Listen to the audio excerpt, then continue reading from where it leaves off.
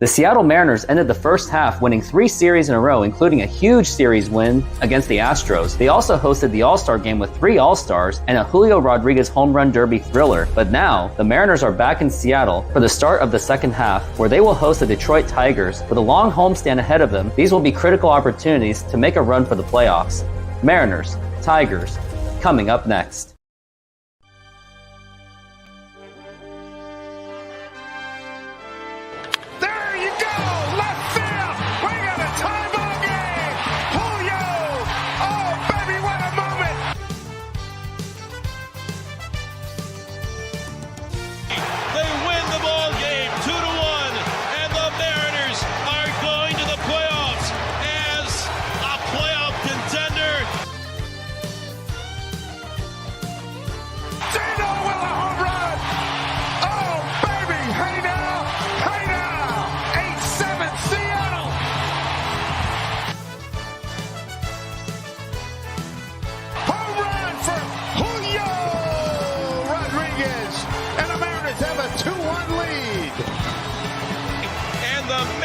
Carpet ride continues.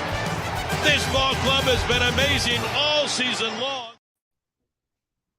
What is up? What is going on, everybody? I am getting the stream kicked off tonight. Hopefully you guys can hear me. Let me know if you can. Rooftop will be joining us in just a little bit. Kudos to him for that really, really cool intro to get us all pumped up for the game. Welcome into Tigers versus the Mariners. First game back since the All-Star break. Welcome in, everybody. Remember to get your picks in for my home run contest. If you can correctly predict who will hit the first Mariners home run of the game, you'll be put into a drawing at the end of the year. Whoever has the most correct has a chance to win a new or a hat, a shirt, something in like the $50 range. I will give away. Moses is in for Julio. Sleepy is in for Gino. Fernando is in for Tom Murphy. I'm going to take Dylan Moore. Not that I can really beat in the contest, but I'm going to take Dylan Moore here. So remember to put in your picks. Those guys already taken Julio, Gino, Murphy, and more. Let me know. Can you guys hear me all right? Can everybody hear me okay? I just want to make sure. I feel like for some reason, I don't know why. I feel like I'm muted. Can you guys all hear me? So let me know in the comments real quick. Testing. Can you guys hear me? Perfect. Thanks, Moses. I don't know why. I feel like it's really muted. Probably because my TV's muted. So let's get into the lineups. We are just about 8 minutes from first pitch. Thanks, Midwest. Thanks, Sleepy. Thanks, Moses. Appreciate it. Remember to get in your picks. This is getting commercial. Seriously, Fleck, I thought for sure I was going to do some World Cup action here. Let's get into the lineups. First, for the visiting Detroit Tigers, leading off will be the third baseman, Zach McKinstry. Batting second will be the DH, Riley Green. Spencer Torkelson will bat third and play first base. Kerry Carpenter is going to bat fourth and be in right field. Matt Vierling will bat fifth and be in center. Javi Baez will bat sixth and be the shortstop. Nick Maton will bat seventh and be at second. Akil Baddoo bats eighth and plays left. Jake Rogers will bat ninth and do the catching. Eduardo Rodriguez is on the mound tonight for the Tigers, having a good year, 4-5 with a 2.64 ERA. For the hometown Seattle Mariners, J.P. Crawford will be leading off, playing shortstop. Batting second will be the center fielder, all-star Julio Rodriguez. Batting third will be first baseman Ty France. Batting fourth, the right fielder Teoscar Hernandez. Batting fifth, the third baseman Eugenio Suarez. Batting sixth, the catcher Tom Murphy. Batting seventh will be the designated hitter A.J. Pollock. Batting eighth, second baseman Jose Caballero. Batting ninth will be the left fielder Dylan Moore. On the mound, Luis Castillo, 6-6, 2.85 ERA. So that is your starting lineups. Remember to get in your picks for the home runs. Flick, welcome in, my friend. Jacob, good to see you. Midwest Vikings, everybody get your picks in. Moses has Julio. Sleepy has Gino. I just killed a gnat, I think. Did I get it? I don't know. Fernando has the Murph. There we go. Now I got it. And I'm going with Dylan Moore, although you guys can still take Dylan Moore. I'm not in the contest. Remember, if you're not subbed yet, hit that subscribe button for me. I am about 460 away from 2,000 subs, my next big goal. And remember to go over to Rooftop's channel and hit subscribe and like as well. Rooftop is in for Kellenic. Since he is still in for my contest, since technically I'm just running this through me. So Rooftop gets a pick. He has Jared Kellenic. Even though Jared Kellenic isn't starting, Rooftop, so you're hoping for a pinch hit home run. I know, I feel like it has been baseball withdrawals here for all of it. It feels like it's been forever. Even though it's only been 5 days since the Mariners game, only 6 days since the last live stream, it has felt a lot longer than that for sure. So I feel like I'm off my game a little bit. Gotta get it back here and get it going. So thank you guys all for joining tonight. I truly, truly appreciate it. Let me just check a couple things here before we get started. Thank you all for joining. Just want to make sure that's working. It is. Remember to hit the like button on the stream. Flick, I did not. Who was your pick? Sorry, Flick, I did not see it. It must have flicked past the screen. Who did you put in for, Flick? Just let me know. Rodriguez, 74 strikeouts, only 16 walks. He's had a good season. Teo, perfect. Great pick. And remember, it doesn't have to be a starter. You guys can pick someone off the bench as well. It's just the first home run. So it's not somebody hitting a home run. It's whoever gets the first Mariner home run of the night. So we got Moses in for Julio. Sleepy's in for Gino. Fernando is in for the Murph. I'm in for Dylan Moore. Rooftop's got Kelenic. Flick has got Teo. JP's still available. Ty France. And yes, Live 200. Thank you. Flick is leading 1-0. We've only been doing this for 2 streams, and Flick is in first still with a 1-0 lead. So, and it's just for games I stream, just so you guys know. So if you're going to message on any other videos, that's your pick. It's just for games that I stream. So if I never stream again, Flick is the leader in the clubhouse right now with 1. Gunny, welcome in. Put in your pick for who's going to be the first Mariner to homer tonight for your chance to win. At the end of the year, a New Era hat, a t-shirt, something like $50 or less is my giveaway. Until I get monetized, that's kind of going to be the range of it. But good to see you, Gunny. Yeah, Flick. Gunny's going with Mike Ford off the bench with a Mike Ford home run. That's about all that's left right now. In terms of starters, we have JP, Ty, AJ Pollock, and Caballero are the only ones left. Live 200. Are you going to put in your pick? You have a pick? I already owe you $30 anyways. So, ooh, best moment of the All-Star game. Definitely Julio in the Derby was fun, although I hate the Derby without the 10-out thing. It was cool to see Julio just keep hitting bombs, but it's just too fast. You can't. The thing about the Derby is you're supposed to enjoy the majestic home runs, and you can't. They didn't even show them. Brett Boone, Rooftops put the Brett Boone homer in the celebrity game. He didn't even do the bat flip. What was up with that? Yes, Gunny, thank you. Help get me over 2,000. I appreciate it, guys. You can do that. Hit that subscribe button if you're not subbed. I think you'll enjoy my content. My last couple videos. If you're a new sub here, thank you. My last video talking about the Mariners playoff chances got me another about 20 subs. So thank you guys very much for doing that. Really appreciate that. Glad you guys enjoyed that video. You're logging? Oh, you're logging the who has the home. Oh, okay. You're lagging a little bit. Is it lagging a little bit, guys? It was? Okay. Well, we'll keep an eye on it. I may just have too many tabs open here.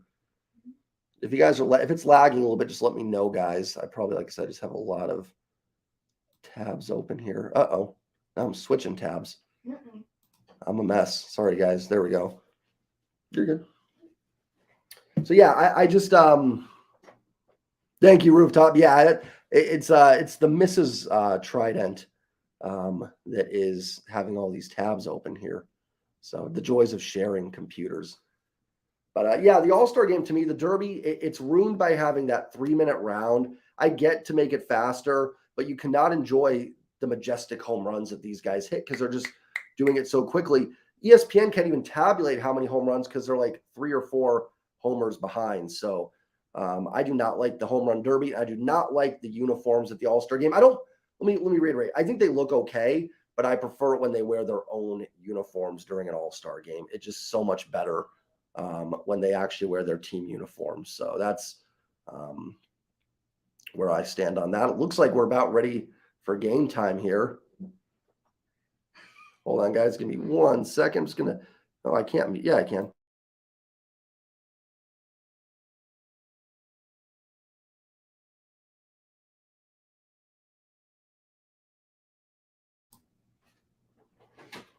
Moses, Castillo. So here's my thing, Moses. I would not trade for Ohtani. I mean, I'd love it if it's just you're not – he's only under contract for a half season. So the problem is if you go trade for Ohtani, you may just be getting a half season. There's no guarantee. I'd rather go after him. I mean, if the price is right, I'm not against it. It would be fun. I would love it from a baseball standpoint, but I think realistically, you try and do it in free agency. If the Mariners were like 4 games up in first place, then maybe I'd be like, yeah, let's go get him. Let's go get him. But exactly, Fernando, you're not guaranteed he's going to stay. He could end up leaving in free agency. No worries, Midwest. Thanks for stopping in, man. Appreciate it. But yeah, there's just no guarantee, and he's going to cost a lot. So I think your best bet is to just wait till free agency. It's going to sound very defeatist, and I'm sorry for sounding defeatist. I'm there. 100. Spend all the money in the world to get him next year. And it's going to sound defeatist, but I'd rather miss the playoffs this year and sign him as a free agent. Here we go. Baseball starting. I apologize, guys. McKinstry steps in. Castillo's first pitch, swing, and fouled off for strike 1. I apologize, guys. A little behind on that. Baseball, it's just, it's been like 6 days. We're a little off. 0-1 from Castillo to Zach McKinstry. 247, 6 homers, 22 RBIs. Castillo's pitch outside 1-1. Looked like a changeup missed outside. Maybe a little slider. Believe it's going to be Castillo tonight, obviously. Kirby tomorrow. The pitch, swing and a miss. Good slider from Castillo, 1-2. I'm going to guess Logan goes on Sunday, and then probably Wu and Miller to kick off the Twins series. McKinstry, 286 his last 10 games. The 1-2. Outside, 2-2. Good change there. Good pitch. See if you can get him to chase it. McKinstry steps back in. Castillo is ready. And his 2-2 to McKinstry. Strike 3 call. Nasty changeup. Drops in. Maybe a little low, but a tough pitch that you cannot let go by with 2 strikes. Good start. 1 out here in the top of the first. That will bring up the DH Riley Green. There's some nasty pitches there. Exactly. Agreed, Gunny.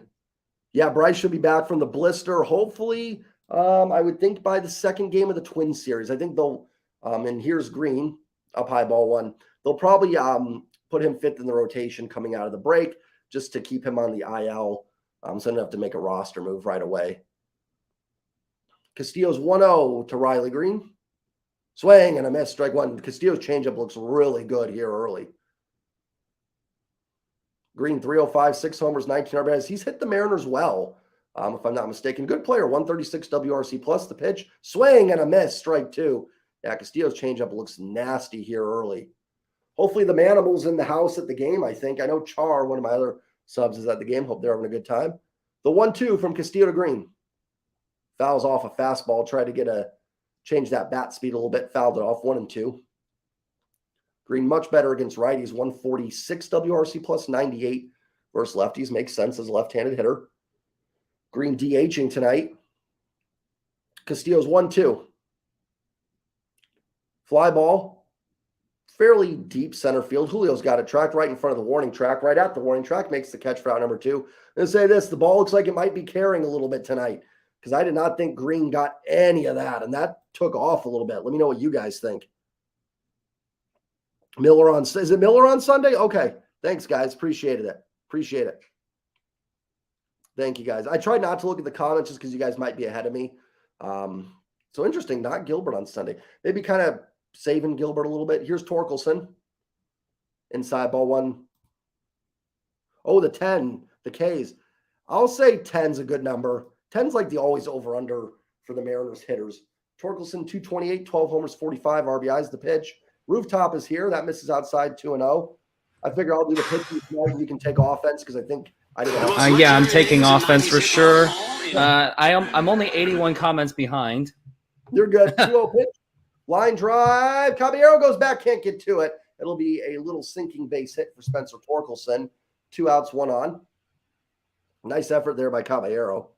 It was nice effort, and it was so nice that I'm like that delayed. Right. I'm on Torkelson. They're just cameras on him right now. Flick, I'm doing great. Thank you, Gunny Studios. And that will bring up the right fielder, Kerry Carpenter. 261, 8 homers, 21 RBIs. Torkelson a minor lead at first. The pitch fouled off at 95, 0-1. Man, mine is way off. Here, do you want me to pause it for a little bit? No, I'm behind you. Yeah, that's what I mean. So I can pause it so you can catch up. Yeah. Oh, hold on. Let me see if I can get my. What up, Jacob? Sleepy. No, I'm bringing bad vibes only. Sorry, not really. Castillo just threw the 0-1 pitch outside for a ball, so just let me know. I'm on 1-1 right now for Castillo. Okay. I think we're about even here. Great. And just announcement, we have some topics that we're going to go over throughout this game. Shohei Ohtani, Logan Gilbert on the trading block, and a rising Mariners star just got promoted. So stay tuned for those. Swing and a miss. Strike 2 from Carpenter. 1-2. Castillo looks got very to sharp. have Darth watching over the shoulder. Yep, he'll probably choke me if I keep bringing bad vibes.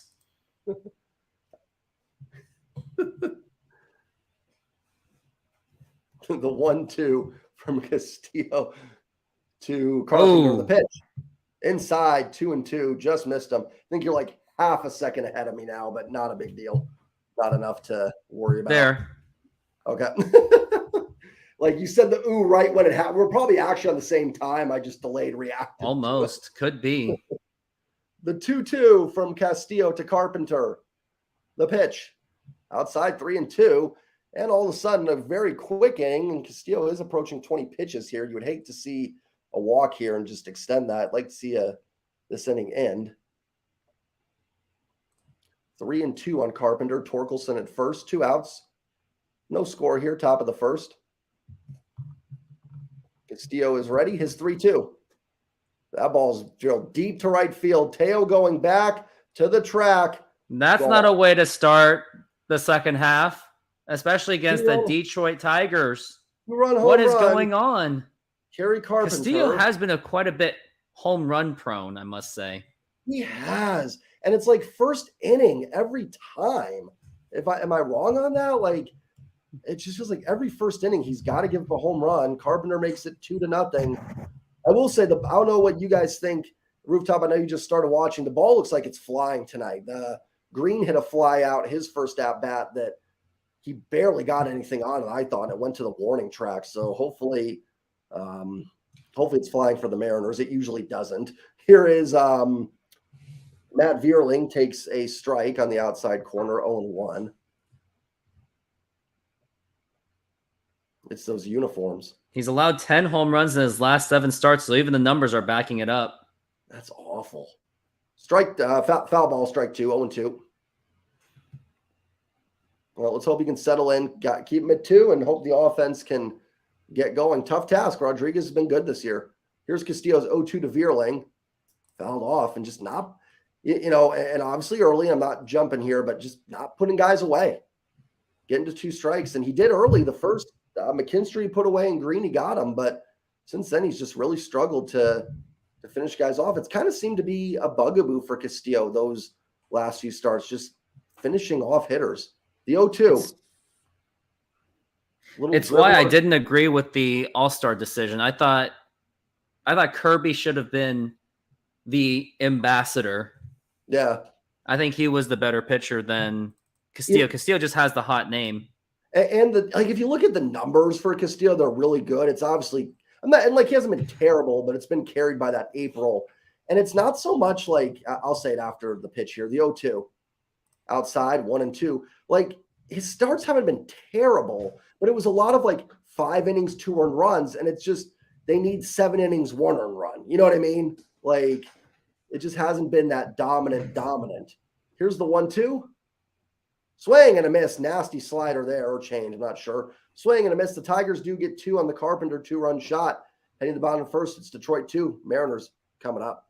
And now, once again, this program is brought to you by Modern Exterior Solutions. Modern Exterior Solutions is a fully licensed and insured full-service exterior renovations company serving Seattle and East Side communities. We know that a home is one of your most important possessions. That's why we're committed to providing high-quality, affordable home renovations for each customer's individual budget. We're diverse enough to meet the challenges of any project you put in front of us. Our workmanship minimizes the use of third-party services, and our team works together to meet all your deadlines. Anytime there's a challenge, we work with you to find a solution. We are proud to work with distributors of quality brand products with durable, ample protection from the elements for a variety of applications, including James Hardie siding and trim. Talk with us today about your project's needs, and we can help you solve all the challenges along the way.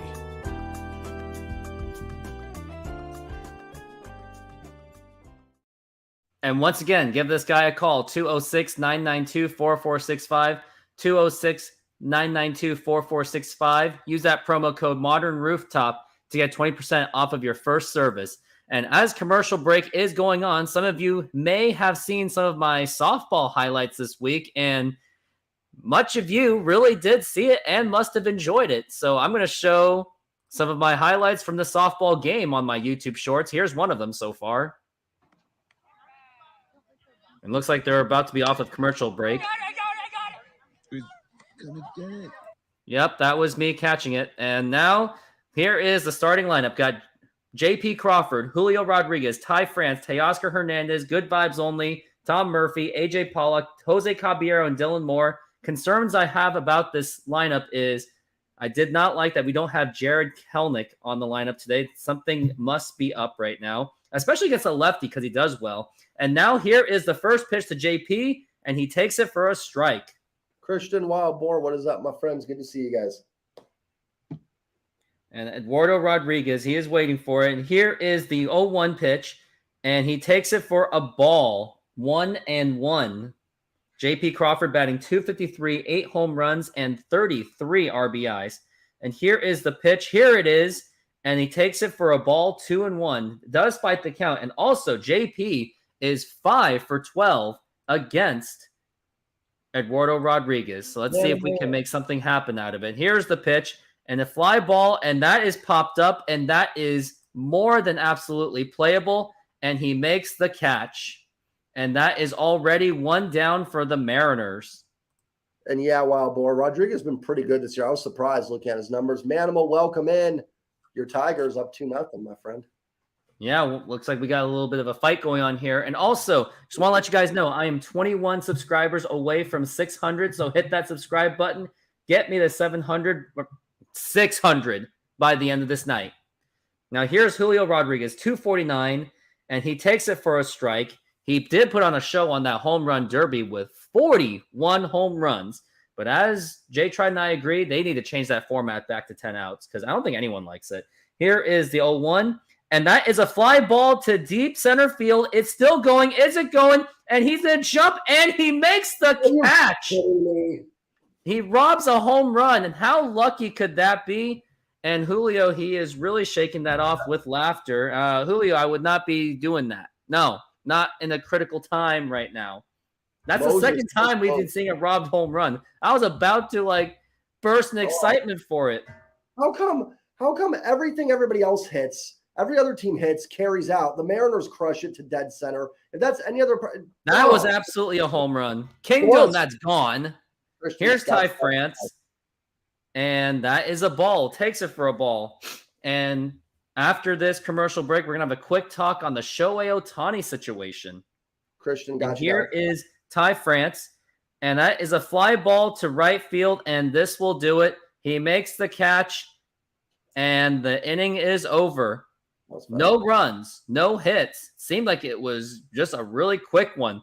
Tigers lead 2-0. I'll change that ticker in just a moment. And now let's talk about, we have Shohei Ohtani, who is on the trading block right now because the Angels don't feel that they are going to make an extension for him.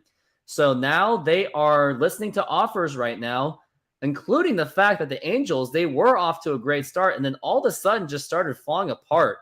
There's been some debates on whether the Mariners should trade the farm for him, wait till free agency. But the thing is, you got several other teams going after him. So what do you think, Jay Trident Podcast? Should the Mariners go after Shohei Ohtani at the trade deadline?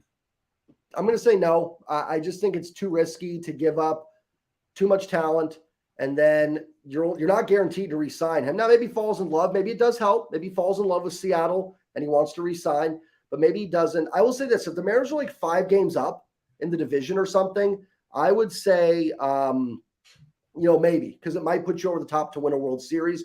And in that case, half year of Ohtani, totally worth it. But where they are right now, I would wait until the offseason and just throw him as much money as possible. I would not give up prospects for him at the moment. Just my opinion on that. And last stinger for Julio was Baltimore, Wild Boar. Yeah, so I feel it too. The only reason why you might do it is just because the other teams are doing it. But the concern is how much is going to be given up. If I were to be a guessing man, the Angels are absolutely going to go after one of our prospects. Like, I think Logan will be in the conversation. They'll at least be flirting with George Kirby and like some other players, and definitely someone in the farm system like the Cole Youngs, Lazaro Montez, Felnine Celestine. They might go for those guys. So that's something to consider. But something we will talk about next week with Joe Doyle on Monday about what could be the asking price for Shohei Ohtani. So that's just our short thoughts. And now back to the game. Javi Baez swinging as expected, fouls it off. The only thing I will add is maybe because it's a half year, you get him for a little less, but that would be my only. But even then, I still would probably say no. Baez down 0-1. Castillo has his sign. The 0-1 to Baez. Swings and fouls it off 0-2. You know Baez is going to be swinging. Quickly down 0-2. Career 8 for 34 off of Castillo, 235 average. Castillo gets his sign, and the 0-2 to Baez. He takes it 1-2. There's a miracle of baseball. Baez taking a pitch. I hate to interrupt with you, but I just jumped 11 subs in just a matter of minutes. Nice. Congrats. Thank you, everybody, for getting Rooftop some more subs. You guys rock. Baez ground ball to JP. Flings over to first. Baez hustling well. Good play. Out number 1. So next time I'm at 20 away, I'm just saying, give me 20. Right? You just got to ask. Astro, I wouldn't say 0% chance that they trade him. If they keep falling out of it, then they may. I don't think it's going to be the Mariners, but I wouldn't be totally shocked. I don't think he'll be traded, but I wouldn't be totally shocked by it. That will bring up Nick Maton, brother of Astros pitcher Phil Maton, and the pitch. Line drive foul, 0-1. Congrats. What do you got now? 600? 589, 11 away from 600. So I do think it's very much doable. Hey, all those people, if you hadn't subbed to me, you can come over to mine too. Drops. Yeah. Go ahead and sub to Trident or try to get him to transfer. Find a way to transfer some subs for me. We can have them both. The 0-2 from Castillo. Maton fouls off a high fastball. Will stay 0-2. I would say Dodgers have the better package. They have one of the top farm systems in baseball, but the Mariners have been building, and they're actually 7th in the major leagues in the quickest call-up time between drafted and major league debuts. And I think the other problem for the Mariners, it would cost them more major league talent. Like like you said, they'd have to give up a Gilbert or a Kirby. The 1-2 just got a piece, fouls that one off. So not only you'd add Ohtani, but you'd also then have to subtract, like if you're looking at it from a WAR standpoint, you got to take off Gilbert or Kirby's WAR, add Ohtani's. I just don't think where the Mariners are at, it's a smart move. The 1-2. Line drive. And then you're going to end up like the Angels, where Angels don't really have much assets to work with either. So that it would kind of be counterproductive, which is why you probably just wait until. And here's the thing. You don't necessarily need to farm out to compete. This team has the talent. Right. Just get a solid second baseman, get a closer, and I guess some outfielder. And also DH, unless Mike Ford is the man. Yeah, I agree. Castillo's 1-2 to Maton, and the pitch. Low, 2-2. 2-0 Tigers here, top of the second. 1 out, nobody on. Julio robbed of a home run because the Mariners can't have nice things, as we know. The 2-2 pitch. Fly ball. And Julio took how many steps? That was about 5, 6, 7, 8 steps for that? Very casual. Makes that for out and makes the catch for out number 2.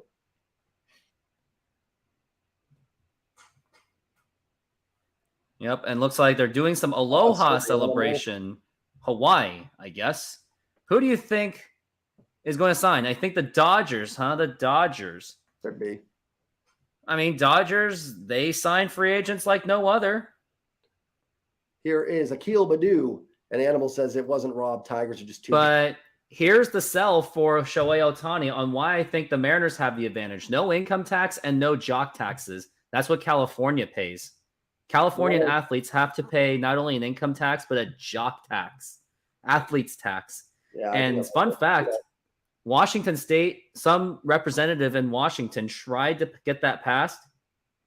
But of course, it was unconstitutional because it goes against the Constitution of income tax in Washington. State income tax is somehow still legal, but we have capital gains tax, which is like the sneaky way of income tax.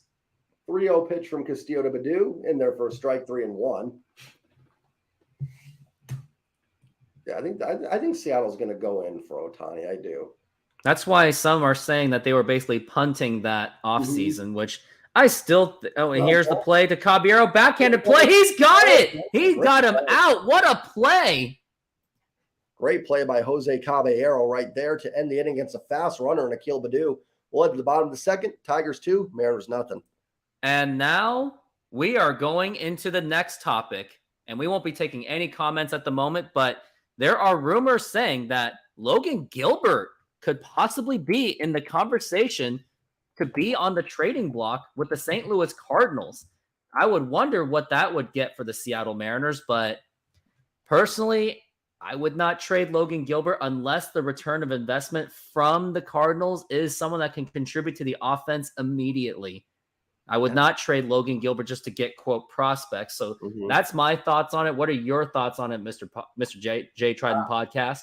I agree. And I don't know if there's anybody on St. Louis that jumps out to me enough that I would make that deal for. I know that's the rumor. It's been floated around a lot, but I'm with you 100%. Definitely don't do it for prospects. You'd want to do it for a hitter. I don't. I think you can improve this offense without giving up Logan Gilbert. I think you can make moves. And Flick, I'm not talking, knowing if you're talking to us about keep expecting mediocrity. We want Ohtani. I just don't think that trading for him and then possibly losing him and still not making the playoffs makes a ton of sense. I would love Shohei Ohtani. That's my number one goal in the offseason. And that is the last thing we need is to have the Mariners end up as the Angels where they give up all those assets, because after these wave of prospects that we still have that are barely in the AA, which they are now mostly in A+, Cole Young, Harry Ford, and we have Jonathan Clase of the AA, the prospects are running a little bit thin because now the next good ones are like Felnine Celestia and Lazaro Montez, but they're like 18 years old. So to give up prospects right now is probably a little bit dangerous. And if Ohtani was on the Mets, maybe I'd be a little bit more okay, but you'd also be doing it to a division rival. You could possibly not re-sign him. And then not only, like you said, like Rooftop said, you become the Angels, but then you also give the Angels all those prospects. Yeah, and we are back from the break. We've got Teoscar Hernandez batting .250, 15 home runs, and 50 RBI. Sounds like a typical Teoscar Hernandez. Here's the 0-1 pitch, and he takes it for a ball as the Mariners absolutely got to get something going on this offense because Castillo did put them away real quickly in the second inning, considerably. And here's the pitch, and that is down for a ball. Looks like that's going to be a ball 2.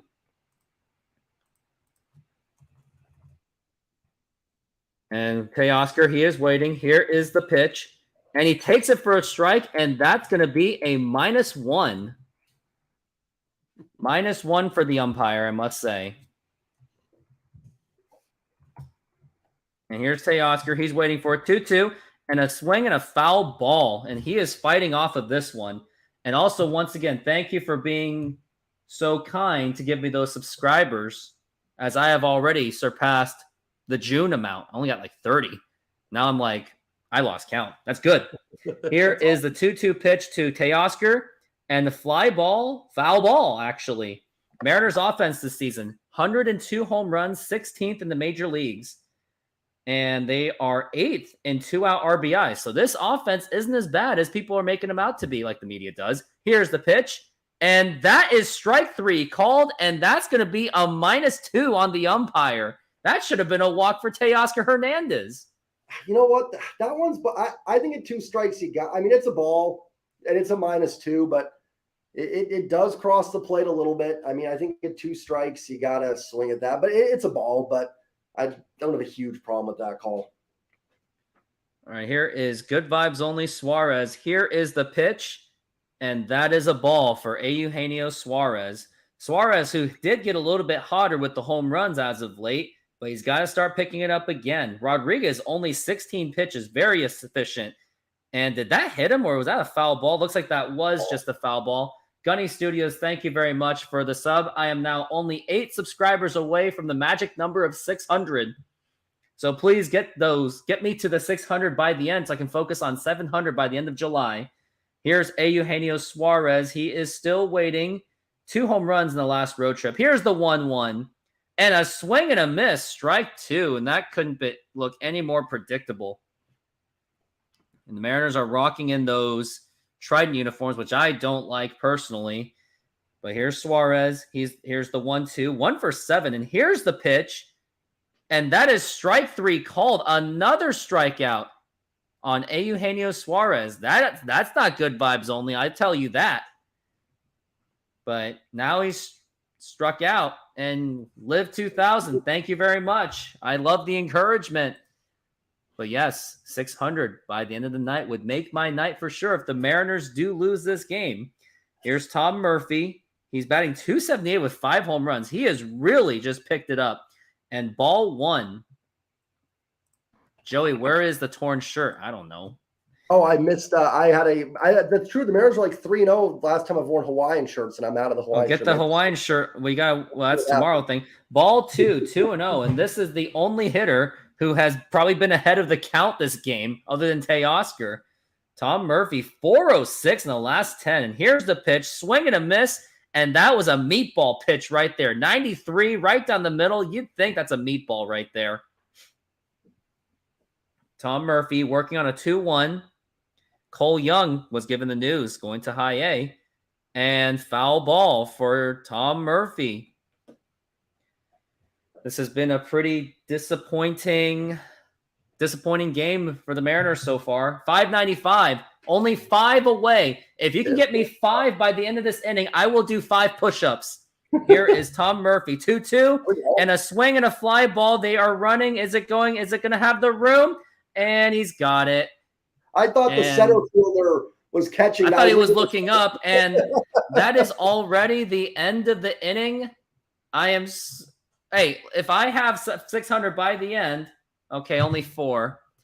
Okay, well, because I didn't get to 600 by the end of the commercial, I'm punishing you with this. Modern Exterior Solutions is a fully licensed and insured full-service exterior renovations company serving Seattle and East Side communities. We know that a home is one of your most important possessions. That's why we're committed to providing high-quality, affordable home renovations for each customer's individual budget. We're diverse enough to meet the challenges of any project you put in front of us. Our workmanship minimizes the use of third-party services, and our team works together to meet all your deadlines. Anytime there's a challenge, we work with you to find a solution. We're proud to work with distributors of quality brand products with durable, ample protection from the elements for a variety of applications, including James Hardie siding and trim.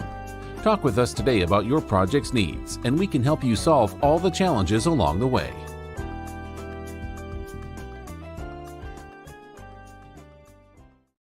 Once again, give this guy a call, 206-992-4465. Promo code Modern Rooftop to get 20% off your first service. You save a lot of money that way. And we are headed to the top of the third. We're still on commercial break at the moment. The next inning, we are going to talk about another issue. It's just a minor league issue. That's really it. But the game is still on, we're on commercial break at the very moment. And looks like we got our other favorite fan, Hannah, is back. What is abandoned? And where's William? Yeah, we're missing William tonight. Hannah, it says Washington 0, St. Louis 1, bomb at third, abandoned. Does that mean like rain delay? Is that what that means? What's abandoned? Who knows what it is? That game just got abandoned because no lowest ERA last 6 games before the All-Star break. It was the 2023 Seattle Mariners. They tend to get themselves into unique history. First pitch is outside for ball 1 from Castillo to the catcher, Jake Rogers. Grabbing the charger here. Steele looks in. The pitch. Fly ball. Pretty shallow center field. Julio calling off Teo. And it's a can of corn for out number 1. One down here. Quick first out. Looks like Castillo settled in a little bit here. Just a little bit.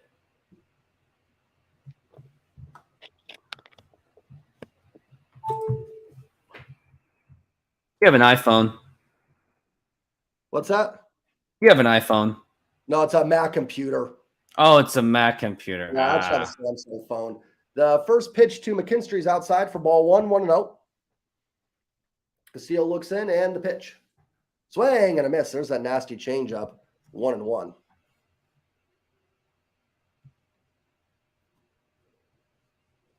Castillo looks in and his 1-1 pitch. Fouls it off himself. Another changeup, good pitch, 1-2. Castillo's owned McKinstry so far. He struck out in the first inning. He does not look like he has much clue what's going on against Castillo. Castillo already had 47 pitches here with 1 out in the third inning. So a couple quick innings would be nice here for Luis. McKinstry's back in after his timeout. And the 1-2. Fouls that one off. We'll do it again. A lot of foul balls. The wear and tear, like Rooftop says. Wear and tear is really going to do it to him. Yep. The 1-2 pitch from Castillo to McKinstry. The pitch. Fouls it off again. It just, I don't know why he goes away from the changeup. 2 strikes. He's trying to like blow it by him, and they're not hitting the fastball hard or anything, but they're getting a piece. The Rangers up 9-4 in the Guardians. They were down 4-0, so they came back big time. Not going to help. That's a fly ball down the right field line. Foul. Barely. Yeah, hit pretty deep there. Anything could have happened on that one. But it's just a strike, kind of, but since it's 1-2. And we'll do it again. Castillo getting ahead of guys right away and just having trouble putting away. Keeps going with the fastball. The 1-2. Gets the changeup low, fouls it off. And it's these at-bats that you don't remember, but just that wear and tear, getting his pitch count up an extra 5 pitches here. The 1-2 to McKinstry. Ground ball right to Cobby. He's got it over to Ty France, and that will be the second out of the inning. 2 down, nobody on, and that will bring up the DH, Riley Green. Liv, I will let you know for sure if anybody gets a point to put it on. Animal, McKinstry, the GOAT. Animal so far looking good here. Where's Miguel Cabrera? He's not in the lineup tonight. I think he only plays against lefties, so we probably won't see Miguel Cabrera this series. The Mariners do not have a lefty starter. The pitch to Green. Did he hold up on that? Good pitch, change up inside. He does hold up. 1-0. Maybe a slider there. Green's a pretty good hitter, having a pretty good season. The 1-0 pitch, fouled off. 1-1. Green, maybe the best hitter in this lineup so far. Certainly this season, I would say. The 1-1 to Green. Swing and a miss. There's a good fastball, 96. 1-2. 2 outs, nobody on here. Top of the third inning. 2-0 Tigers. Castillo comes set. His 1-2 pitch. Good change. Misses down low. 2-2. The root graphics are gone off my screen. Are they on yours still? There's like no. There it is. They're back. The 2-2. Fouls it off at 87. We'll do it again. Castillo closing in on 60 pitches here. And just another reminder, 3 subs away from the magic number of 600. And if you haven't subbed to my channel, head over and do it as well. The 2-2. Did Green hold up? He did. 3-2. And we will have some announcements at this commercial break, just so you know. And also, I will give the announcement and swing and a miss. Nasty change for strike 3. That'll retire the side. Actually, let's just give the announcement. Okay. So, Monday at 5:30, we have a very special guest. We got the man Joe Doyle, who covers minor league baseball. He is going to join us in the show, and we're going to go over a lot of stuff. We're going over MLB draft for the Seattle Mariners and see how they did. current prospects that I love to talk about on YouTube, and he will talk about them. Prospects to look at now who are performing well, and also recent promotions and like what can the Mariners do to make a trade for Shohei Ohtani, supposedly, and we could get his professional opinions on it. And also, what should the Mariners do in a trade? What prospects should they give up? Should they sell high on that they think may not contribute for the future? So Joe Doyle at 5:30 on this channel or the Jay Trident. He'll be there 5:30. After long scheduling negotiations, we got that taken care of. Because, hashtag, don't quit your day job. I pulled last-minute strings on that one.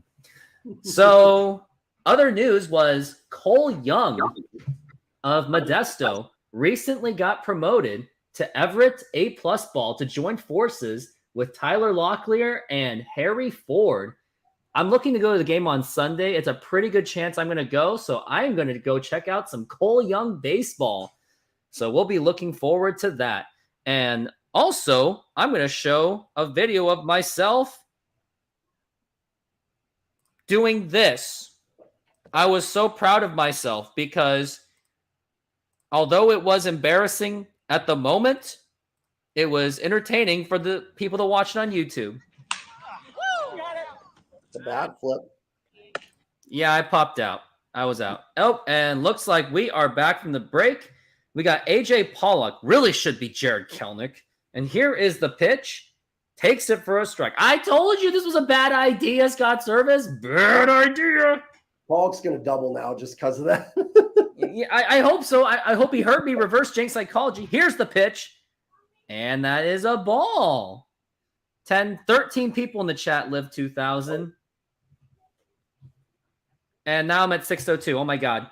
And here is AJ Pollock, 1-1. And here it's a foul ball. You might hit 1,000 tonight at this rate. Hey, don't jinx it. Sorry. For all those subs, you haven't subbed to my channel, remember to come over and do that. Yeah, sub them all, man. AJ Pollock, he is batting .358 against those Tigers. So, yep, that's why it's his history with the Tigers, I guess. Those at bats in 2011. I guess so. And AJ Pollock, 3 for 10. Here is the pitch. And a swing and a miss, strike 3. So much for those matchup probabilities. Didn't work out this time. I thought you reverse jinxed it enough. Nope, I didn't do it enough. Darth just moved. I guess he did. I don't know. Or maybe I'm just shaking the camera. And here is Jose Caballero. Live 2,000. Don't do that. I wonder if everyone else did that. Here's the pitch and a foul ball. I wonder if everyone went out of their way to make their own like fake accounts. Like, YouTube's probably going to see that, unfortunately. I had that one of my streams. I told everybody, if you guys have secondary accounts, I don't think they'll do it if they've got like 1 or 2, but if someone's got like 15, then yeah. But like I have a couple accounts just from randomly having them. I guess so. But yep, Jose Caballero is down to an 0-2 count. Rodriguez at 30 pitch has been very efficient today. We all knew this was going to be a tough matchup. And here is the 0-2 pitch. Swing and a miss, strike 3. And this guy Rodriguez is just striking out everyone he possibly can. This is not a good outing for the Seattle Mariners right now. Yep, that was a nice swing and a miss right there. Yeah, Gunny's right. They just don't want botting, like where there's bot accounts and stuff like that. If it's secondary accounts, they're not going to, as long as it's a real thing. They don't care. But I don't think people could go that fast doing that, though. That's the thing. So maybe they are honest ones because it does take time, get all the verifications, all the signing up. Now, here is Dylan Moore. Here it is. And that is a fly ball. He flipped the bat, and it's going to the gap. Looks like, is it going to drop? Is it going to? Nope.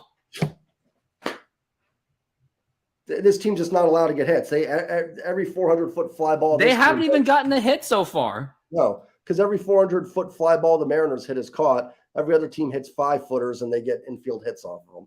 Sorry, just frustrating. Hey, good news. The good news of that is I made a short out of it because I was like, it's a fly ball. Is it going to go? Nope. And Demo was my pick to homer. So. He's only got a home run so far. That's all about it. That's all he's got. And in celebration of my 600th, shall I say 600th subscriber, I got to do this. I'm just going to do it because I love celebrating things. All right, let's do this. Presenting.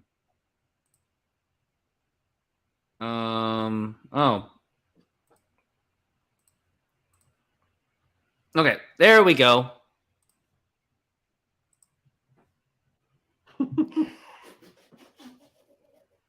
I can't hear it.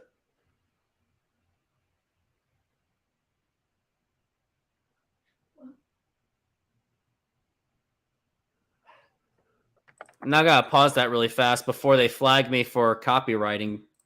But yep, thank you very much to getting me 600. It's crazy where I was. I was literally at I was at 579 at the start of the show and just went, woo! That's so awesome. Let's get to 700 do it by the end of this show.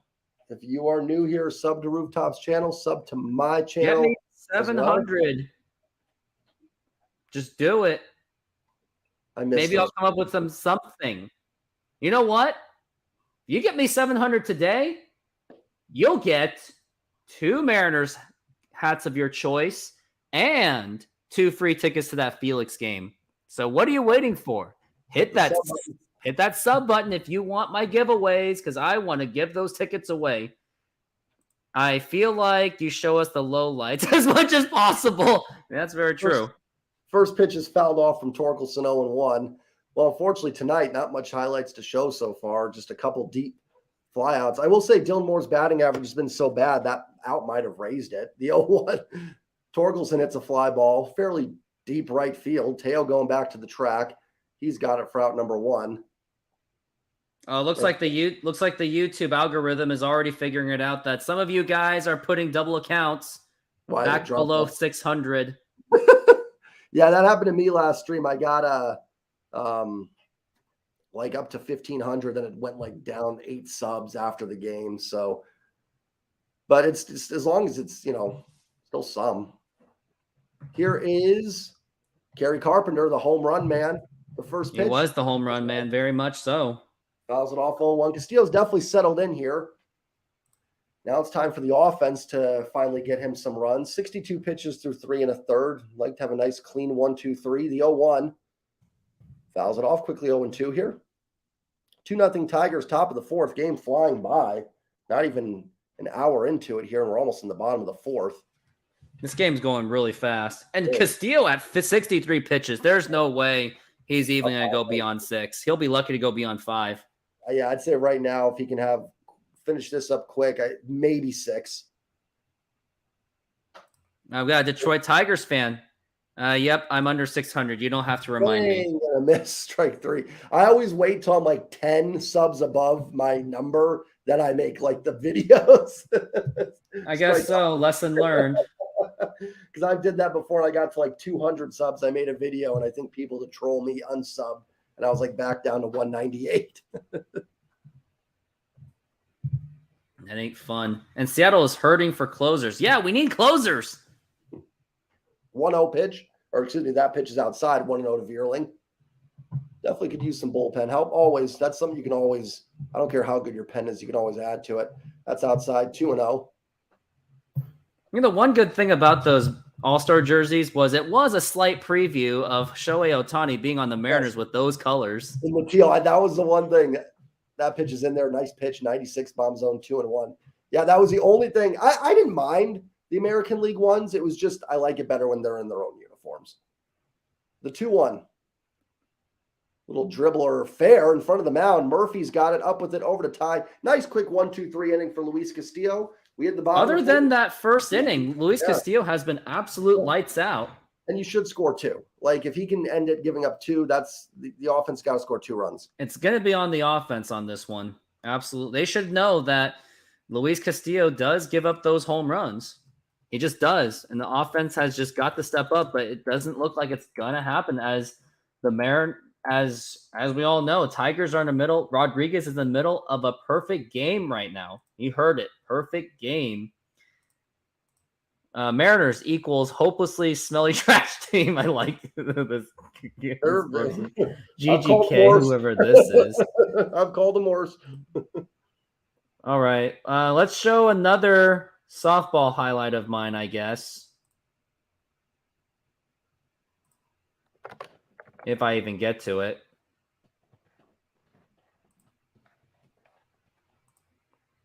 They're showing George Kirby eating a burger.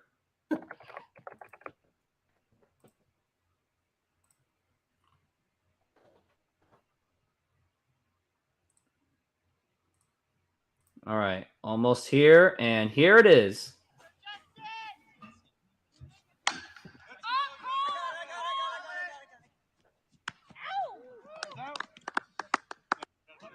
Yep, that was me doing the La Piedra thing. My teammates actually noticed it.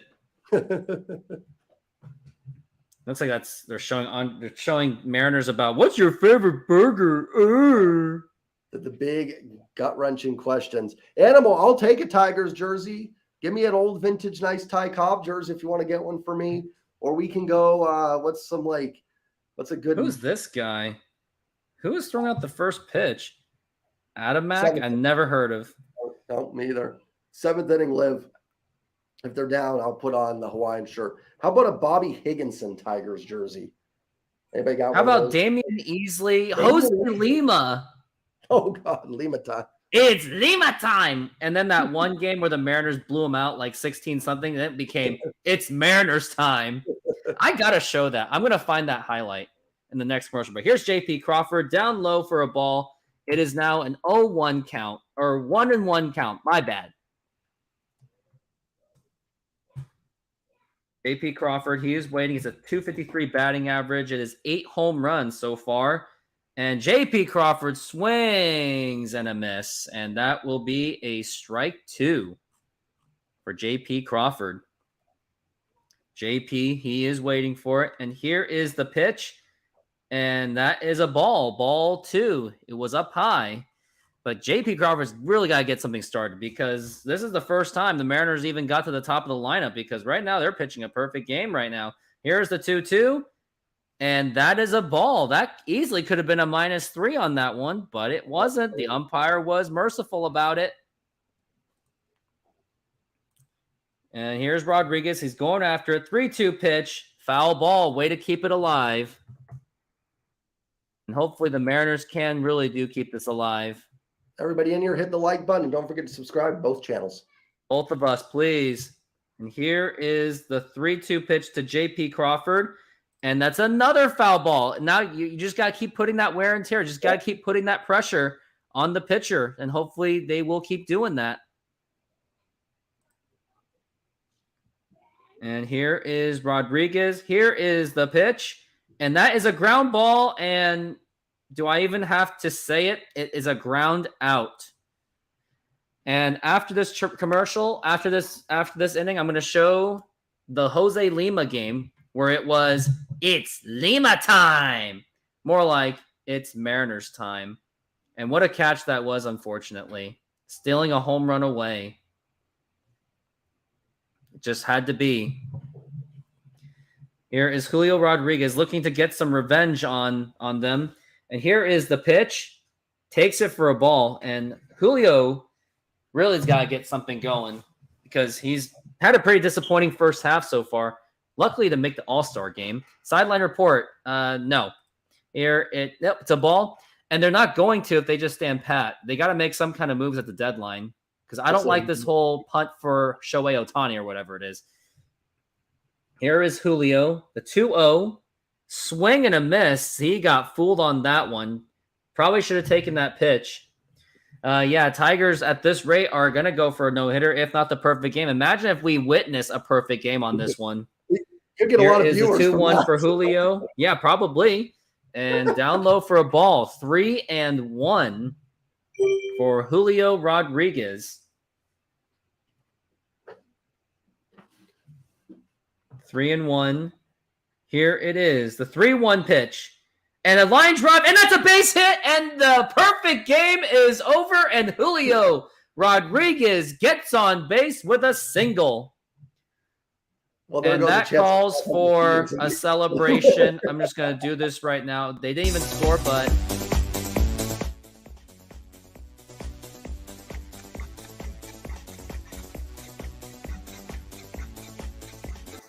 that's Nice how start. depressing that game was. Nice start for Julio in the second half. Just missed a home run, then a line drive base hit. Hopefully, the sign of So at things least to come. he is hitting it. He is making contact. Absolutely. Here's Ty France, and that is a ball inside. With only one out, there is an opportunity to get something going on this one. Oh, now for the shutout, huh? Animal Sanctuary unsubbing both of y'all. Okay, cool. Oh, and that was inside for ball 2. Looks like Rodriguez is getting a little bit flustered at the moment after giving up that hit. I think that little line drive that went right to him kind of got the wind knocked out of him mentally. Yeah, hopefully. Yeah, let's hope so. Ty France, 267 home runs. Ooh. Here's the 2-0, and that is a foul ball. Good thing he swung at it, because that for sure would have been a strike. Just missed it, too. He really did. And we're still looking at a 2-1. No, it wasn't. 49 pitches for Rodriguez. Going to get to 50. Makes a difference on one inning. And here's a ground ball, foul, and Ty France is down to the final strike of his at-bat. Already so quickly. It's just amazing how a few pitches can make a huge difference. I mean, just a few minutes ago, we were on the verge of seeing like a perfect game. It looked like it. Didn't happen. And Tigers are looking to avenge that from 2010 when they failed to get that perfect game thanks to the umpire. And throw back to first. Gets back in time for Julio Rodriguez. It was a botched call by the umpire, and of course he regretted it the very next day. It was a horrible moment, but wow, blurry camera job right there. And here is the 2-2 pitch to Julio. Ty France. That was embarrassing. My brain's off today. Ever since those subscribers have been coming in, I've been losing focus a little bit. Oh, and speak of, Ty France struck out. That's how distracted I was. I thought it was 2-2. I thought he held up on that. Nope. Nope, not even close. Mm-mm. Look at that trash team. Hey, I think this GG guy is kind of... We're getting into the troll territory. Yeah, I'm starting to like it. Here's Teoscar. Can he do something? Swing and a miss. Strike one. Yes, As if this hit is pretty bad. Pretty bad swinging by Teoscar Hernandez. Not going to lie. Feeling like Rooftop... no, Animal Sanctuary. I don't really... No. Where did you get that impression? We love you, Animal. What are you talking about? Plus, you said you were going to unsubscribe, so maybe I don't. Okay. All good. And here is Teoscar. He is waiting for a 1-1. Swing and a miss in the dirt, strike 2. And also, for any of you that saw my intro of work, if you thought it was that great, I'll take some super chats. Give me some moolah. All right. Here is the 1-2. Here it is. 2-2. Of course, it's all love. And Reflect the Sun. If you haven't subscribed, you know where to go. Subscribe. But Eduardo Rodriguez is waiting. And also, I have a thing for you guys. If you don't get me to 600 by the end of this inning, I'm going to play the commercial. Here is Teoscar Hernandez. Here's the 2-2. And that's a ground ball foul. And Teoscar really is fighting it off. Baltimore won 5-2. So that is really not going to help. Hannah seems to be really good for ESPN tickers. Remember that? And it shows a score. Yeah, that's what Hannah's for. It's very useful. It is. But here's Teoscar Hernandez. He's still waiting. Here's the 2-2. And foul ball again.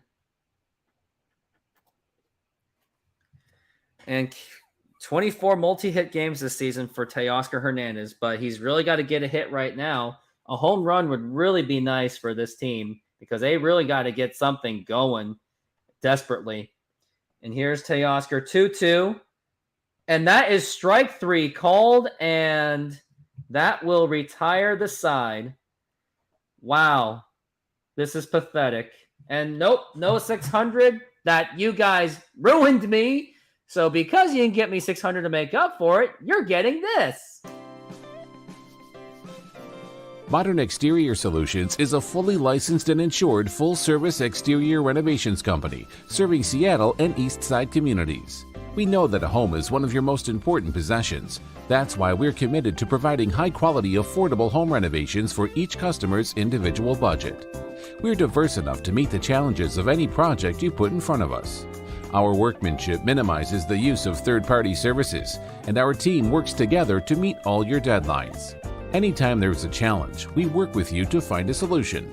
We're proud to work with distributors of quality brand products with durable, ample protection from the elements for a variety of applications, including James Hardie siding and trim.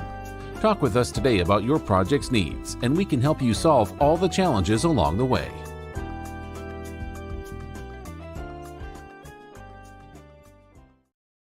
Once again, call this number 206-992-4465. Modern Rooftop, 20% off of your first. And time to show some more softball highlights of my... Oh, actually, no, the Jose Lima. Back with 4-2, the final score. Boston note, Brett Saberhagen with Lima started for the Tigers, but this ain't Comera. And a high fly. Brett Boone, number 28, ends up 5-0 in the first. 4 batters later, Lima would be taken out, tips his hat to the crowd who appreciate that, and then gives a little something there. He lasted 2/3 of an inning, 6 runs, 6 hits. Bottom second, ends up 6-0, 2 outs. Booney, that's going to get down. He's going to run to second. That's a double, his 29th double to go with the 28 homers. Bottom third, ends up 10-0. Runners on first and third. Booney's going to drive both those home. That's going to rattle around the right field corner. He now has 111 RBIs and 3 triples. Ends up 12-0, which means he needs that single for the cycle. And in the 7th, he grounds out. He's not going to get it. Boone would finish 3 for 5. Meanwhile, in the 8th, it's still 15-1. David Bell needs a triple to complete his cycle. And that's just going to be a routine single. But he didn't. Wow, what a massacre that was. We got a 1-1 count here on Javi Baez. We could use some of that offense tonight. Here's the pitch to Baez. Ground ball right to Gino. He is up with it. Fires it over in time, and that is a quick out number 1. All right, guys. Goodbye, only. Don't forget it. Stop it. Thank you. Like how you hear someone in the background say, stop it. It sounds like... That will bring up Nick Maton. Dun, diddle-din, diddle-din. That's actually kind of bad news for the Mariners there. Pitch to Maton is a fly ball to left field down the line. That's going to go foul. Boone was fun to watch. I agree, Sleepy, and I missed that offense. We could use 17 runs right about now. The 0-1 to Maton. That's a plus. The other way for the Mariners is that's outside, but it's called a strike. So I think we're at -1 now. It's going to be 0-2 from Castillo to Maton. And the pitch. Line drive foul. We'll do the 0-2 again. Castillo's definitely settled in a little bit after I didn't say a rough first inning, but giving up the 2-run home run in the first inning. Maton right back in there. The 0-2 from Castillo. Down low, 1-2. 90 on the changeup. A little extra on that one.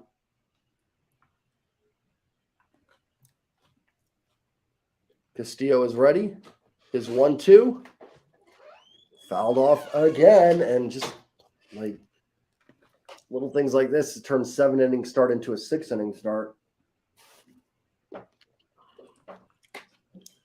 Maton steps in. The 1-2 pitch. Down low, 2-2. I don't know how he laid off that one. Change up, 2-2. Castillo is at 78 pitches, so he will definitely be at 80 at some point this inning. The 2-2. Swing and a miss. Good change. Maton right over the top of it for out number 2. 2 away here in the 5th. And that will bring up Akil Baddoo. If you guys are new to the channel, hit that like button. Hit the subscribe button for both channels as well, as it just helps the algorithm kick it out to more peeps. That will bring up Badu. Also, I'm going to test something really quick. I Go got for something to upload. The pitch is up high, ball 1. 1-0 on Badu.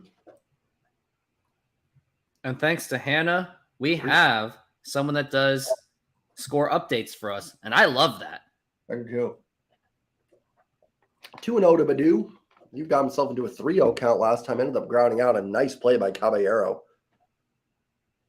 The 2-0 pitch. And there's strike 1. Oh, it's perfect. 2-1. Oakland until the 29th of September. That's what they're saying. That's what they're projecting. The pitch to Badu fouled off 2-2. Time to bring up Spam Swaggerty. It's pretty sad what's happened to him. It's that injury from that game against Detroit last year. I think that's really what hurt him. The 2-2 when he tried to do that stolen base. That ball is hit deep to right field. Oh, no. Yep, that is gone. Unless it's gone. Badu hits a home run. I think Castillo's done after this inning. 3-0 Tigers. He's already at 84 pitches. Well, I want to know the exit velo on that. That thing did not. Oh, I guess 101. That's the thing. Like, you can't really. You get this one's going to be on the offense. Like, Castillo's doing what he can. It's just pitches are just going in the wrong places at the wrong time, and then the offense is just not responding at all. It's tough. Like, I'm with you. At the end of the day, this game is on the offense. But Castillo should not. Castillo should. And that fan threw it immediately because he was just pissed. Rogers fouls it off. GG, I don't know, man, if you're trolling or just a frustrated Mariners fan, but you cannot make us upset. Like, we have seen so much bad baseball in our time that this is nothing. No, let him do it. No, because if he was in Mariners mojo, he would have been blocked. And that's a little half swing that's going to drop in for a base hit because, of course, Rogers is on with a 2-out single. Didn't mean to swing at it, but it drops in. Julio can hit the ball 400 feet. But yes, Hannah, give us more of that. Give us more of those updates, and I'll keep you doing the ticker. But you're welcome, guys. Y'all have the mojo for the Mariners. Not really.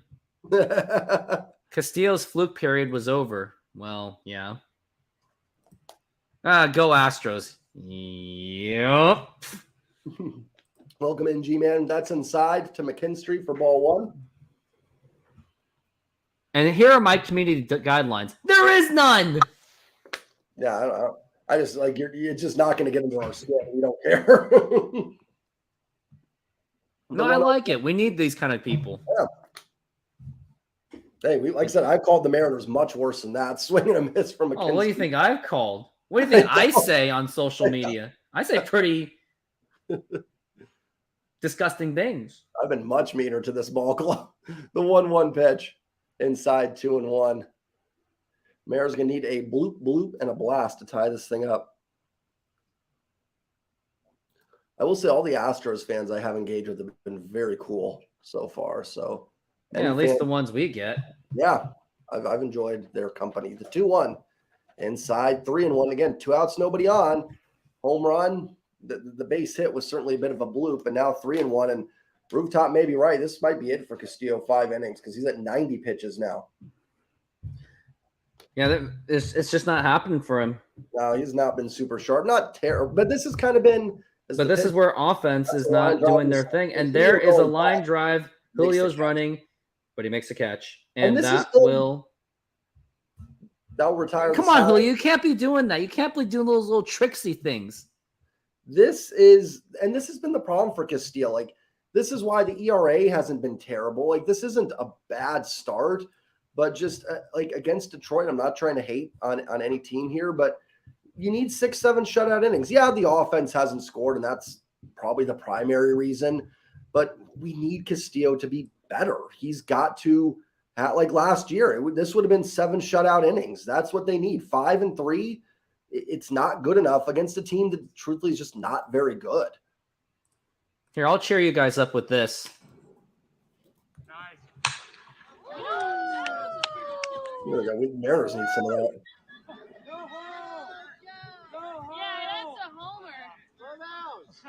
They're telling me to slow down. Don't touch home. Don't touch home.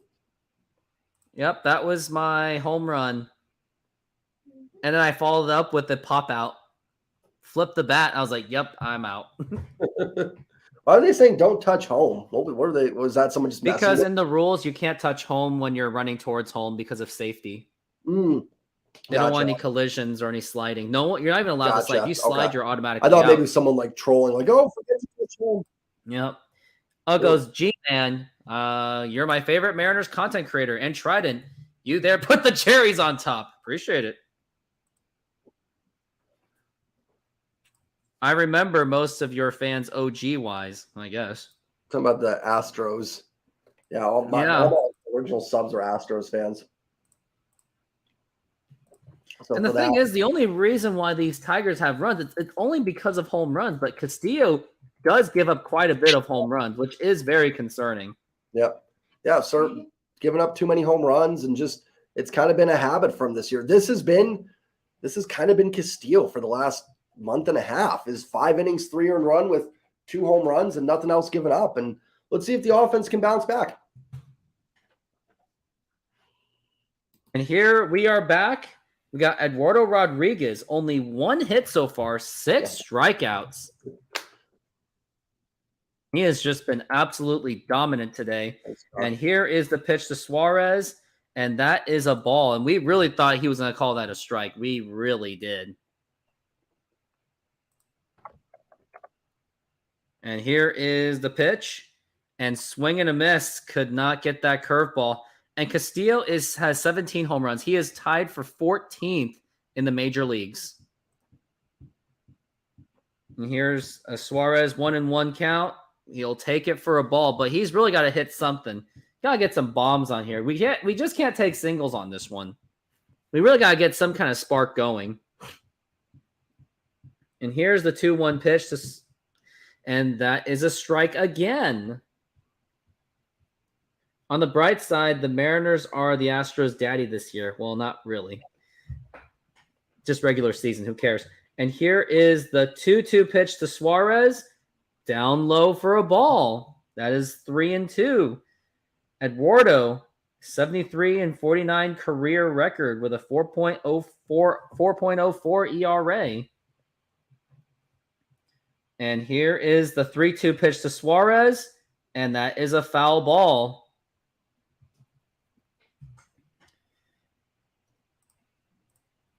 And let me do this. What do we got here? Someone just read that.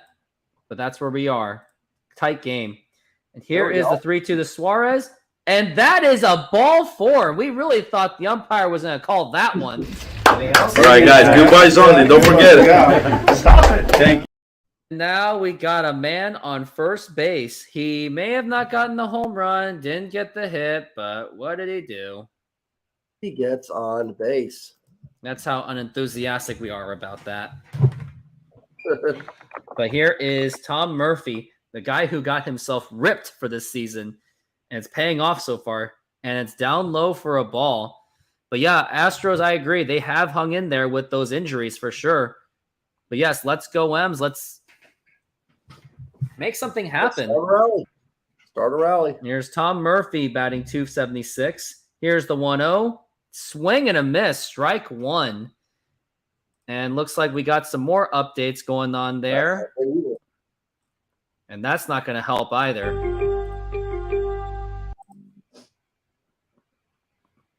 Here's Murphy. And here is the 1-1. Ground ball. And that is a foul ball. Rally shoes. We need rally Hawaiians. But yes, Toronto has really beat the living crap out of them. That's not going to help. They have used 14 starters.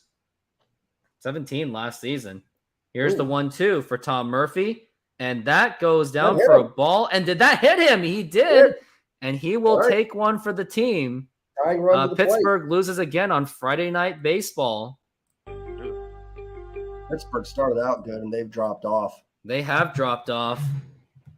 I wonder how the urinating tree feels about it. He's used to it. Pollock. Nobody has Pollock for the home run tonight. So. Oh, no. Pollock. But they're just telling him to settle down. It's like, hey, guys, it's the Mariners. You got this. They ain't going to score shit. AJ Paul. I was going to say, too, your comment about the Castillo home runs being 14th. It's probably, if you looked like the last 12 starts, even worse because he wasn't giving up home runs in April at all. But since May, I wouldn't be shocked at all if he's like top 5 and giving up home runs. Yep. And they're going back to the dugout. The coaching staff of the Tigers basically said, just relax. It's the Mariners. You're not going to give up anything. And it's AJ Pollock. It's all good. I'm putting in the call for a Pollock double down the left field line. I'm calling for a Pollock triple play. Oh! Stay fair! No! Oh, yeah. I am way behind on you. Sorry. I thought I had it there. Just out in front of that. Yep, they're showing the replay, and my thing has been buffering. But I have like the best Wi-Fi. Whatever. DG is even more optimistic than you. He's saying maybe one run. Yeah, pretty much. And here is AJ Pollock waiting on an 0-1, and that's a line drive, and that's a base hit. Will that score 1? Will it? And nope, no. The bases are loaded. Sorry, Sleepy. Since I predicted the double, I was like, that was perfect down the line. I'm like, oh my God, he did it on the first pitch. We already know that, Hannah. That's ESPN with the like 54K internet right there coming through. That's hey, there we go. Bases loaded, nobody out. The Mariner Kryptonite. Mariner Kryptonite. Oh, yep. For Caballero, not my home run pick.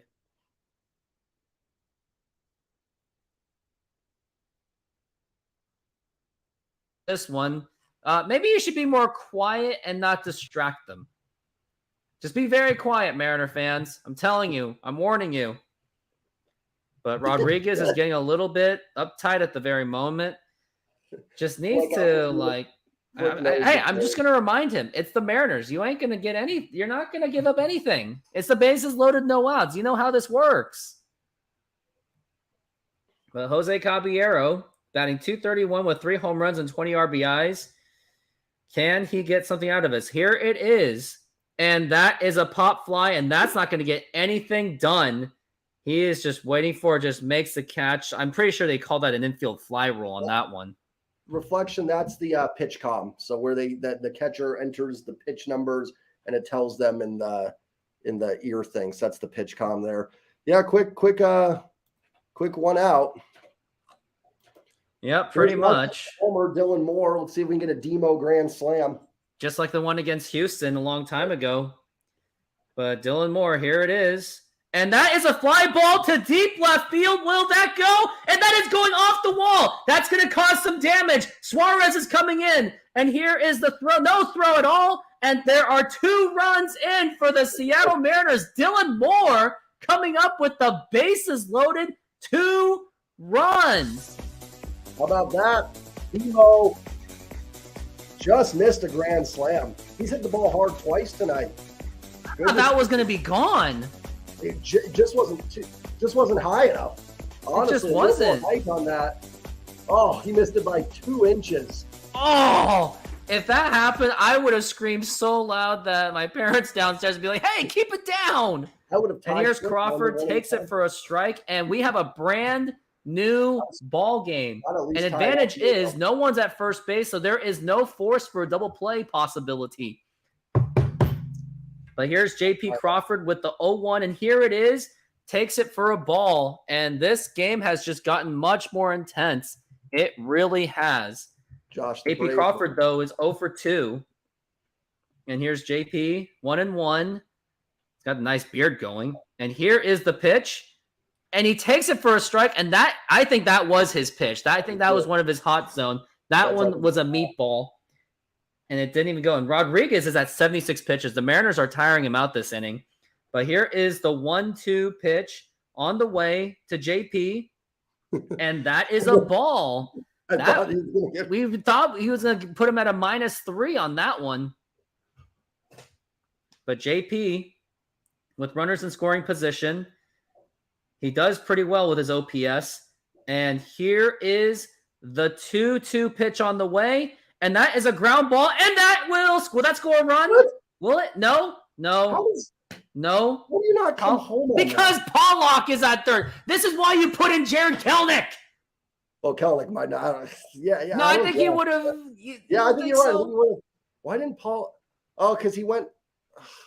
He just would have. No, because the guy wasn't even looking. He couldn't see that.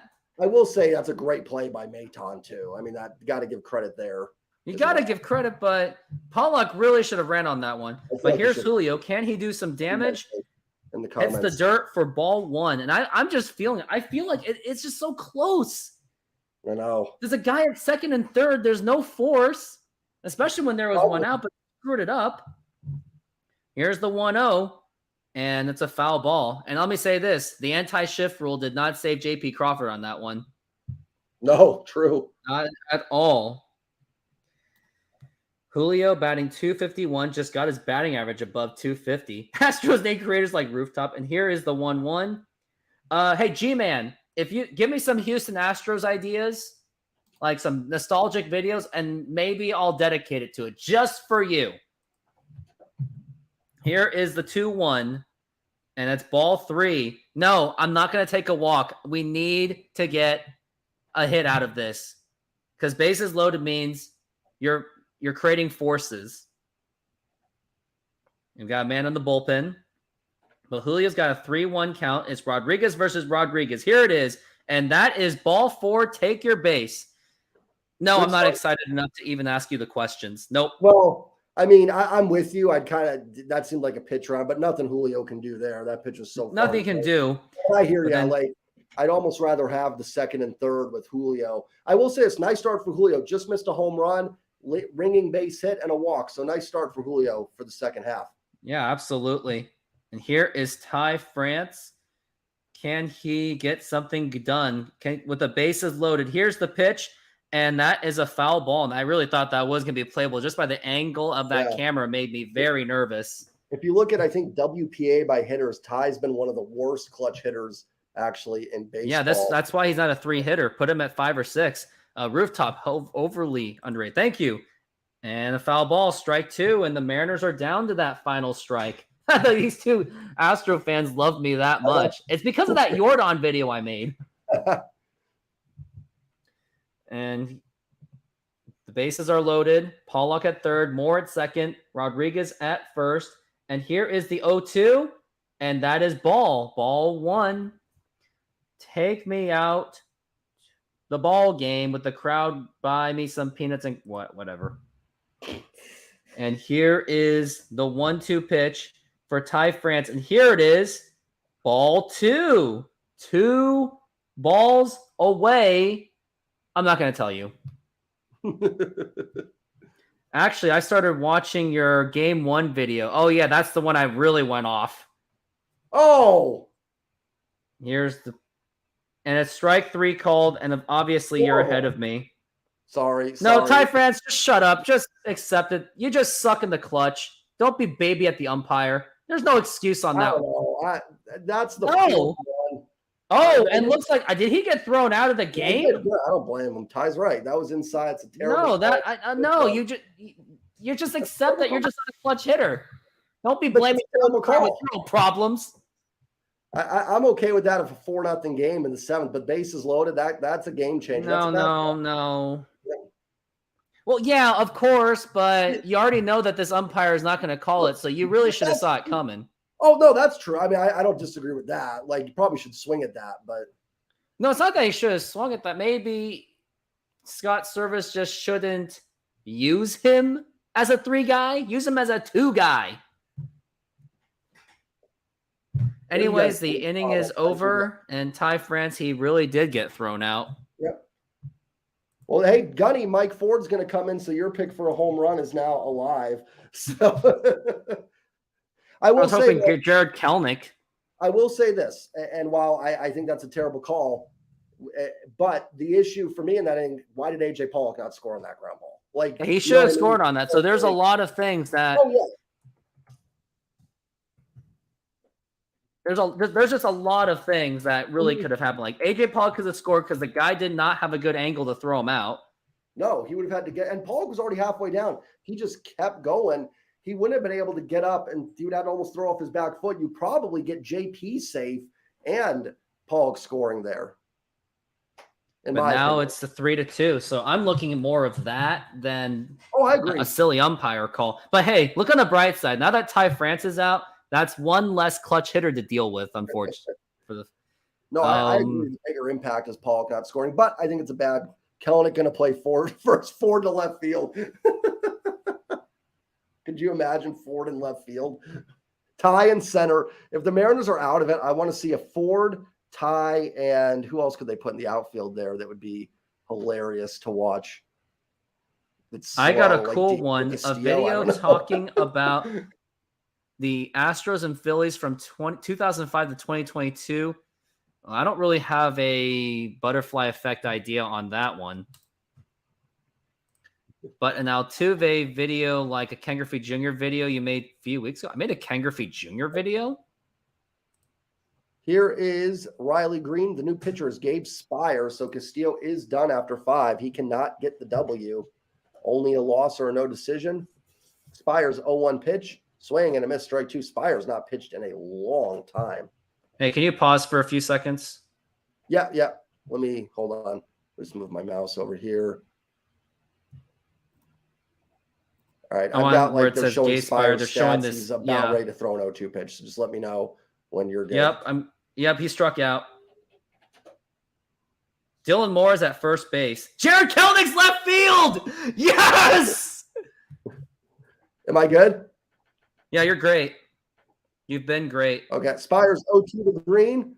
Swing and a miss, strike 3. Yeah, Dylan Moore goes to now first I base. have to. Now I have to pause. Goes to left. So Rooftop is away. Okay, so yeah, Green's walking back. They're showing 4th inning, and they're showing Ty.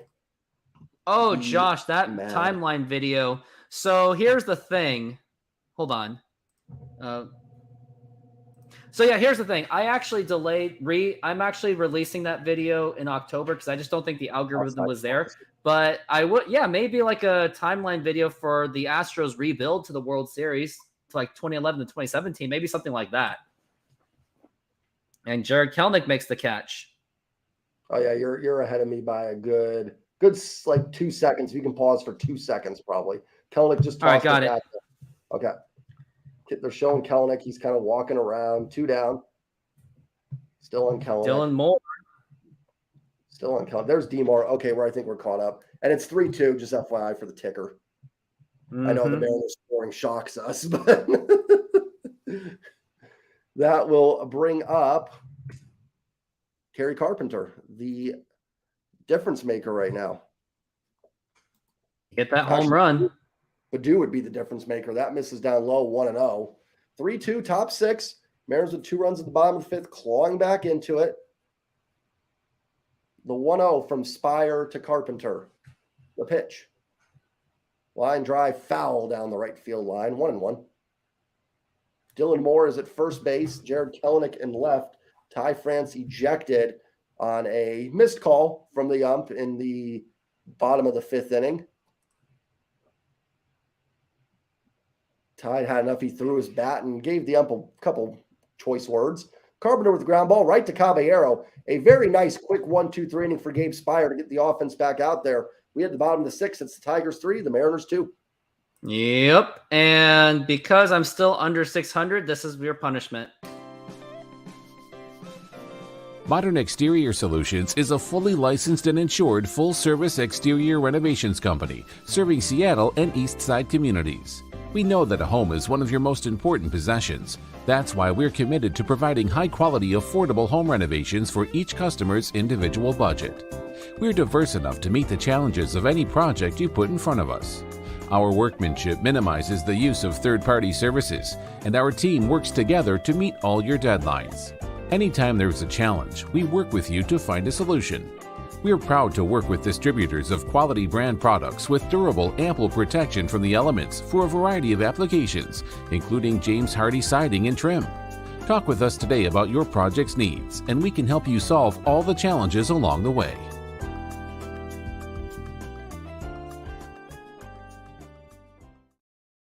And if you are looking for those services, once again, there's that phone number. And promo code Modern Rooftop, get 20% off of your first service. And someone felt that this commercial was just so mind-numbing. Time to watch a Kamala interview. Kamala Harris.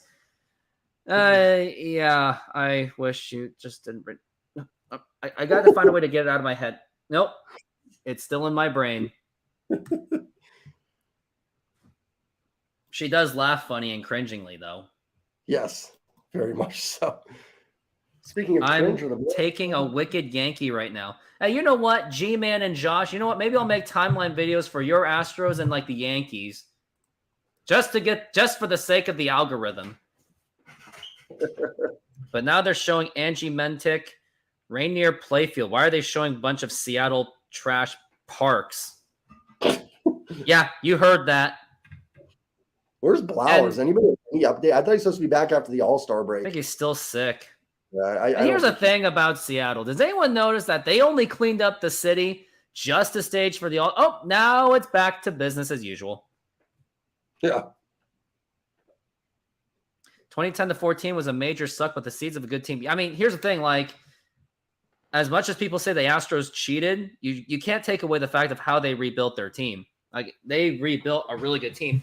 But there was a YouTube's comment I did see where when it said Astros are cheating, it was like, someone commented, just imagine the Astros cheating on against the Mariners when they were the Mariners, and they still are. Here is Teoscar Hernandez, and here is a fly ball to deep left field. Does it have enough? No, it does not. Again, the scoreboard was very distracting, I must say. You're like still a second ahead of me if you can pause. If not, no big deal.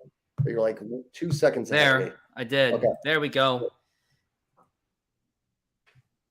I'd say the ball is carrying, though, tonight off the bat. That did not look like much, and it got to the track. So it looked like it was going to do something.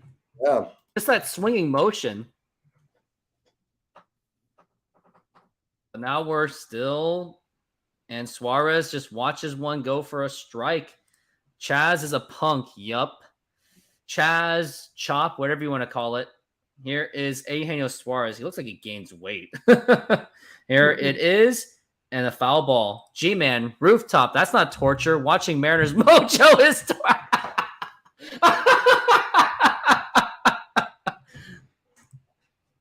I got to put that as a short. And here it is. Oh, Suarez! Bad vibes only for you. Oh, that was strike 3. It was 0-2? It was 0-2. I'm still on All-Star break, apparently. I thought it was 1-1. That's how we are all feeling. I know. But yes, thank you, Houston man, for making my day by making fun of Mariners Mojo. Maybe I'll make a short on that and they'll feel triggered. Here is the pitch. And that is a ball. Maybe I should. Flick, I will say it would be hilarious if the Mariners never homer again this year and you win it 1-0. Yeah, that'd be sad. Here's Tom Murphy. Here's the 1-0. And that is going to absolutely end the inning. That was quick.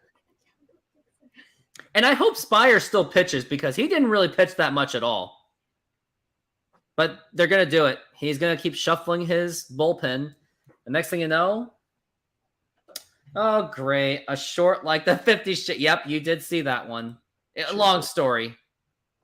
It was a very long story. It was when the Mariners got absolutely rocked and he just couldn't make it. But, oh, man. That inning was way too fast. It was too fast. I'll be one of the first to say it, that it was way too fast. I wonder if I have any more highlights to show of myself. No. No. No.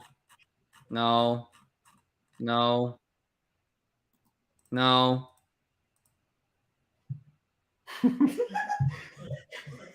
So much laughing in the background, I must say. Is there a way to mute one side of the split? No. Man, this Flick guy's a troll.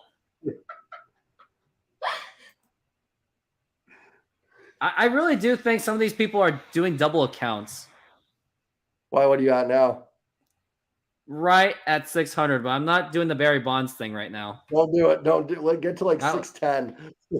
More like 650. The Astros cheating on the Mariners is like Bioshek cheating on Belichick cheating against the Jets. Yeah, at least you admit it, I guess. Probably true. Yeah, but Belichick did not tell Russell Wilson to throw it at the 1 yard line. That's the last time I checked. I hate to say it. But hey, when Seahawks season arrives, I'm definitely down for some play-by-play just to get some subs. It's going to be pretty crapshoot, though, because we're going to be like pausing and like, oh, you're ahead of me, or I saw the sack. And football's even tougher, I feel like, for it, because it's just, I don't know, maybe because you have the break. I don't know. We'll definitely do some, though, for sure. And look at Scott Service. We have a He new pitcher. yanks the bullpen after just a few pitches. I think that's where he should have pitched at least one more inning. Yeah. Ty Adcock coming in, 9 games, 12 innings, no runs, 7 Ks, no walk. Nice start to the year for Adcock. This is not going to end well. I'm calling it. I'm calling it. How about this? If the Mariners don't give up a run, how many push-ups do I owe you? 1,000. What do you guys say? Vote in the chat. I'll say 20. I don't think they'll give up a run here. I said they have a quick inning. Yeah, if the Mariners don't give up a run, how many push-ups do I owe you guys? And I'll do it right on commercial break. The pitch. That drops in there to a strike two. I believe this is Matt Vierling, and it is 0-1. I think he might still be a slight tick ahead of me. The 0-1 from Adcock to Vierling. The pitch. Ground ball right to JP. He flings it over to Dylan Moore, and that is a quick out number 1. I adjusted it, so we're good. 7.5 push-ups instead of push-ups. What? How about we go for minutes of silence? Flick. All right, 7.5 push-ups. Or 15. So that's going to be 22 push-ups. How about some more sighting commercials? No, I'm not going to torture you that much. But yes, we're going to do 22 and a half push-ups, and we're going to replace it with the 7th inning stretch. And that's a foul ball. Things at the ball, foul ball. 0-1. Do not ban rooftop. Flick is bringing the toxic in the chat. Flick does that all the time. He's literally doing that on purpose. We'll never ban. So Flick. I'm at 22.5 push-ups. I'll do 22.5 push-ups. Strike 2. And also, depending how good I'm doing, pay me for it too. I want to be a paid athlete.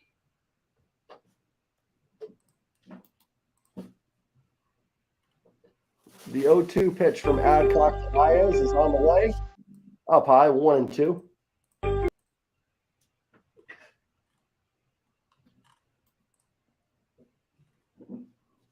The Moose enjoying it. This game has really been just breezing. Oh, 2-2. I'm surprised Baez didn't swing at that. telling you, this is going to be disaster waiting to happen. Should have kept Inspire.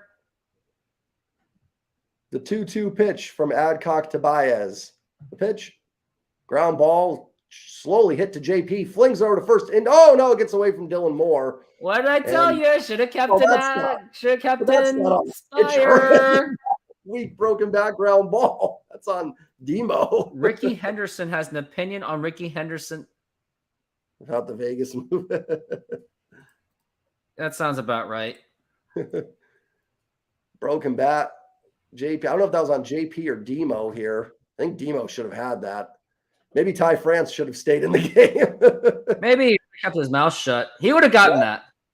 Yeah, that's on Demo. I mean, not a great throw, but Demo should have had that. That will bring up Nick Maton, the second baseman, and up high for ball 1-0. I love that these people are doing their job, doing the jobs for us. I really do love that. Right. The 1-0 pitch from Adcock to Maton is on the way. That drops in for strike. There goes the runner. Throw down to second, and it gets away. The run will be safe. Doesn't get away for the event to Baez to advance. But Rooftop's push-ups are on the line here as Baez is at second with 1 out. Kind of a late throw by Murphy. Looked like we are definitely behind on the game. Oh, did something happen? Something did happen. I'm not going to tell you what it is, but we are absolutely behind. Now I'm not going to check my phone anymore. The pitch. That ball is belted deep to right field. Teo goes back, gone, and I stand corrected. Oh, remember when I said don't put in Gabe Spire or don't pull Gabe Spire? Let me start over. Hey, remember when I said don't pull Gabe Spire?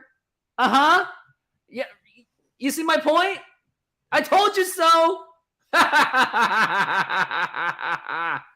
I just don't think they will. Every time you put the push-ups out there, they seem to. I'm with you, Flick. Just that's a terrible pitch from Adcock. Just ridiculous to get beat up by this many home runs from the Tigers. It just Nick Maton, really? Like, I mean, this team, I swear. And now you can't really blame this on the offense. You got to start blaming the bullpen because they're not doing their job holding it. Like, here's the thing. When you lose to bad teams, I kind of put it on everybody. It's on Luis. It's on the offense. It's on the bullpen. It's on the coaching staff. Like, you lose to the Astros when they're at their peak, it happens. They're good. Baddoo hits a fly ball.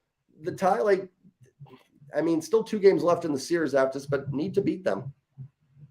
Now I'm going to say it. Maybe that Mariners-Astros series had an asterisk on it because Altuve and Yordan weren't even there. Yeah. I'm going to say it. Pitch to the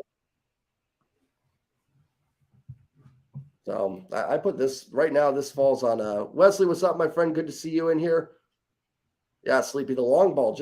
And again, it's frustrating because they're not even the Tigers aren't getting a lot of base runners. Just every base runner they have, they seem to hit a home run. The 1-2, little blooper down the line, picked up by Moore, underhands to Adcock. And the error comes back to bite him too. The bad defense playing a part. So it's the defense. Bad defense will do that.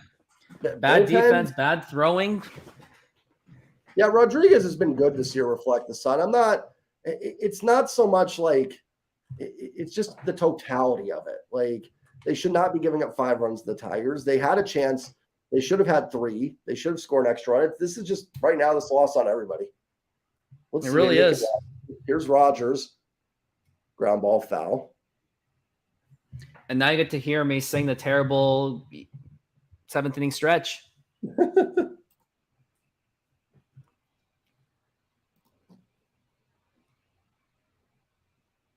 The 0-1 from Adcock to Rogers.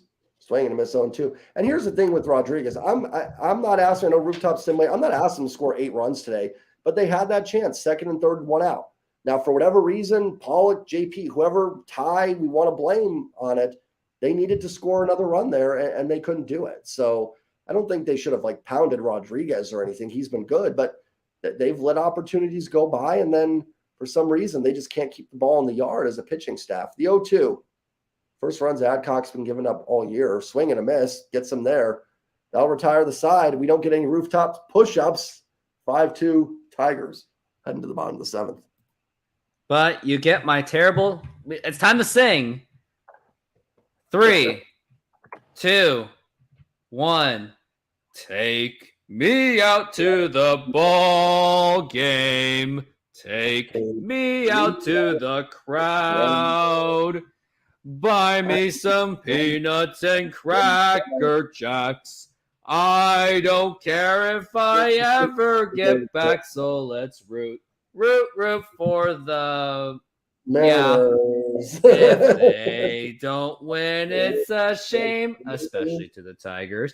For it's 1, 2, 3 strikes, you're out at the old ball game.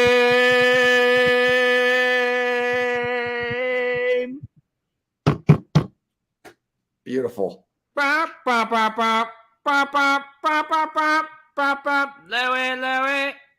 Oh no, we gotta go now. Yeah. They don't do that anymore at the Mariners games. Now they just change it to the Lane during the McElroy. All-Star game or during the Derby or something. Didn't they do it I swear I heard it at the stadium during the Derby. Who knows?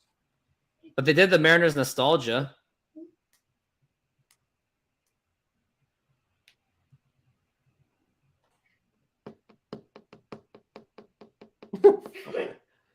Next up on America's Got Talent, a duet.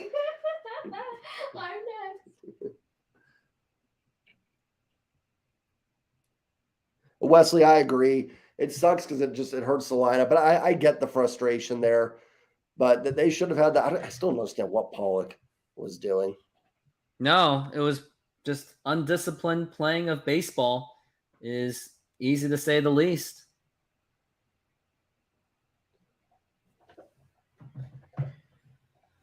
Back to the baseball. I feel out of it right now. Like I'm not in my in the regular swing of It doesn't things help right when now. the Mariners aren't winning games.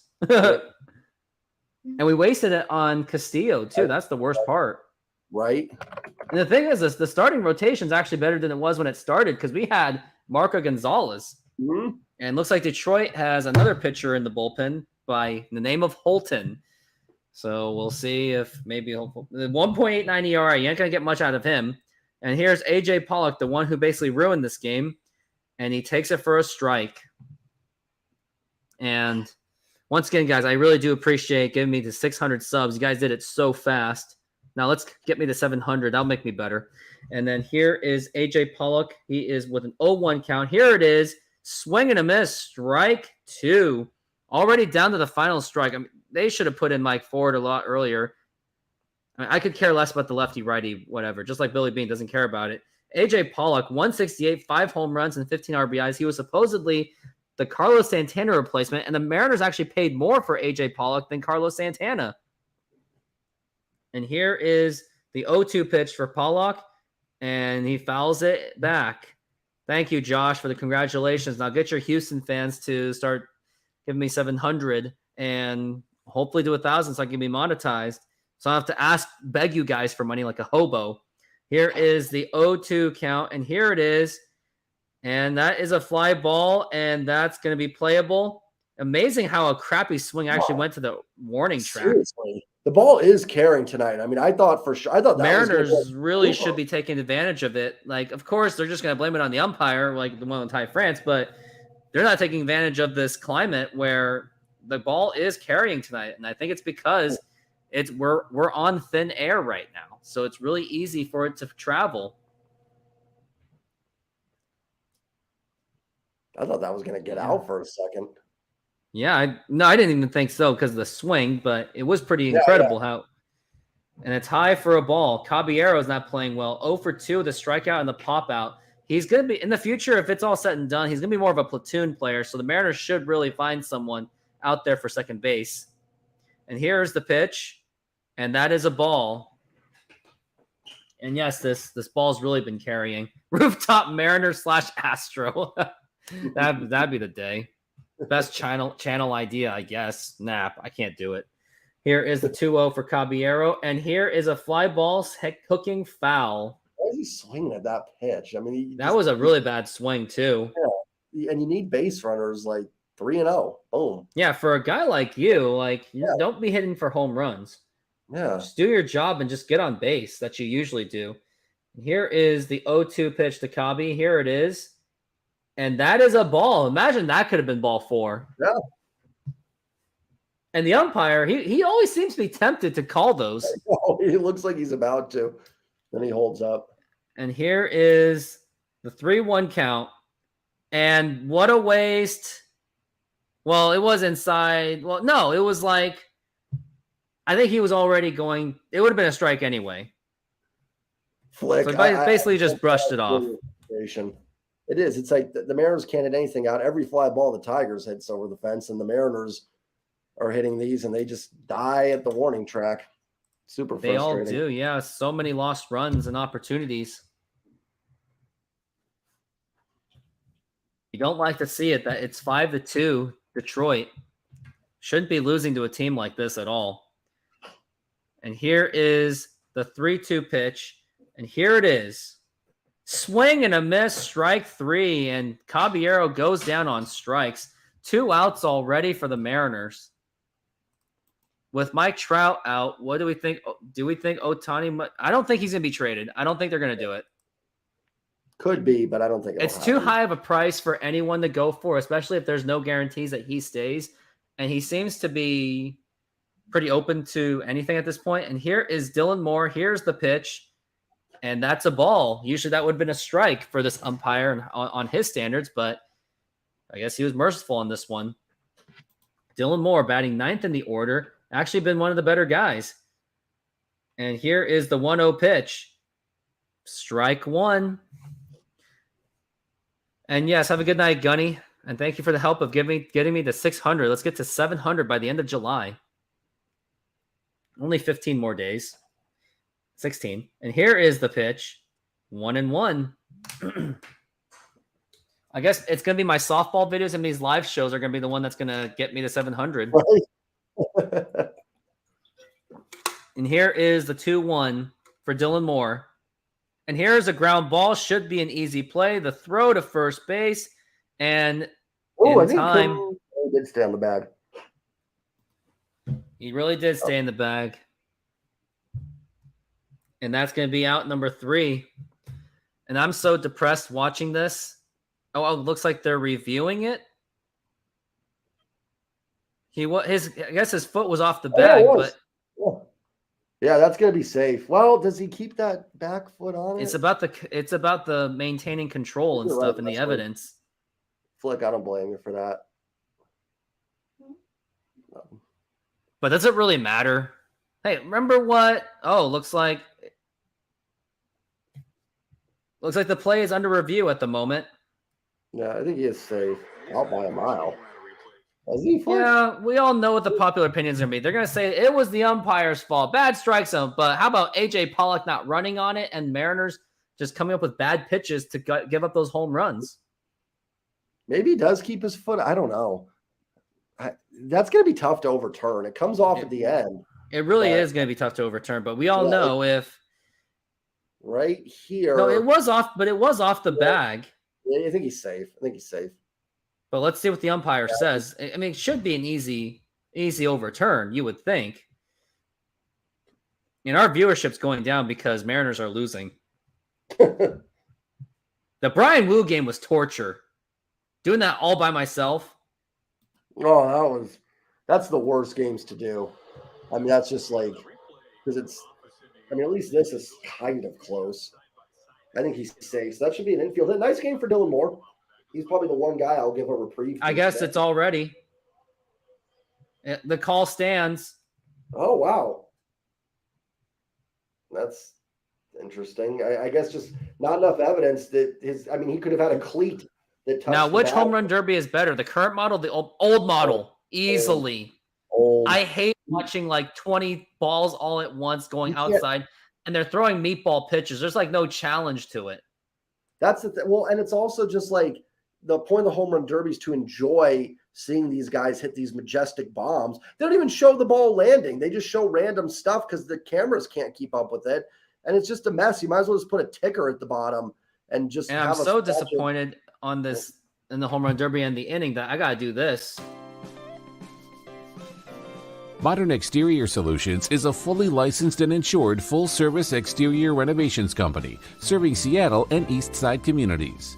We know that a home is one of your most important possessions. That's why we're committed to providing high-quality, affordable home renovations for each customer's individual budget.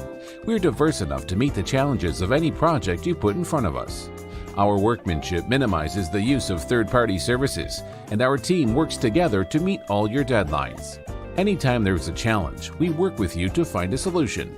We're proud to work with distributors of quality brand products with durable, ample protection from the elements for a variety of applications, including James Hardie siding and trim. Talk with us today about your project's needs, and we can help you solve all the challenges along the way.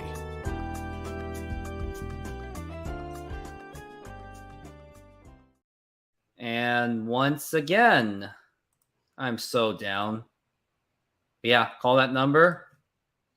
Promo code Modern Rooftop, 20% off of your first use. And also give me some kind of money to make myself feel better about this game, because that's how I feel right now. Like, they did show a few of them. It's not that they don't show some of the home runs. It's just by the time you're like, wow, look at that one. They've hit 3 more with the pitching. I miss the 10 outs. I don't like the new format, and that's just my opinion. Penn report, Matt Brash, Sewald, Topa, and Spire are the most pitching. Ironic, they didn't even let Gabe Spire pitch one more inning. He should have gotten one more inning because He barely pitched at all. And I'll look up those numbers just to prove that Scott Service should have gave Spire just one more inning. New pitcher will be Taylor Saucedo. Stepping into the plate is McKinstry, and he'll take a ball inside. 1-0. 5-2 Tigers here, top of the 8th. Spire only pitched 8 pitches. The 1-0, that's in their first strike, 1-1.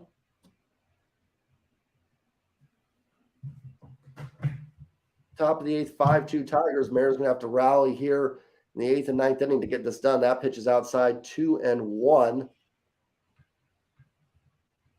On Zach McKinstry, 0 for 3, lined out in the 5th inning.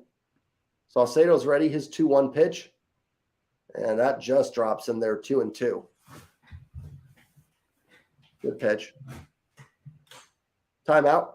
I feel weird like calling it like a football timeout. Timeout. Side note, it took me 2 months just to get 100 from 500. Took a lot longer than it should have. There's sometimes it just, the 2-2 pitch, little dribbler foul. I will say I did waste a lot of time making those nostalgic videos on during season. And I didn't really think about cutting up these clips to make them into shorts. So there's a lot of things I didn't think about doing, but now I'm learning from it. Yeah. And it's just weird how it's certain times when the algorithm catches stuff too. It's just funny. The 2-2 pitch from Saucedo to McKinstry. Line drive. That's going to get through for a base hit. Leadoff single. Hannah and Reflect the Sun. What is going on? Why are you both into getting fights? And I assume that both of you are women, of course, getting a bit of a fight. Flick, what are you talking? Flick, you said, what does that even mean? Was it something that we said? I'm just curious. Someone in the comments. No, it's just everything that's happening in the comments. I like it. Nothing wrong with little side conversations during the game here. It is going down in the chat. Here's Riley Green, takes low, ball 1.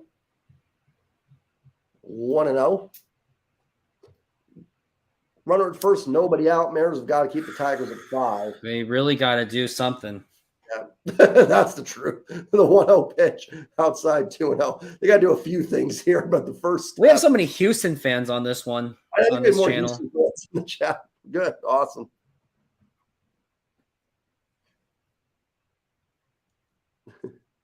(2-0) from Saucedo to Riley Green. That's low. 3-0. On deck is Torkelson. Saucedo got to come back here. Tigers trying to just open it up and finish it off. The 3-0 pitch. Swing and a miss. He took a mighty rip at a 3-0 pitch. Tried to make it 7-2. M's catch a break because that was ball 4. 3-1.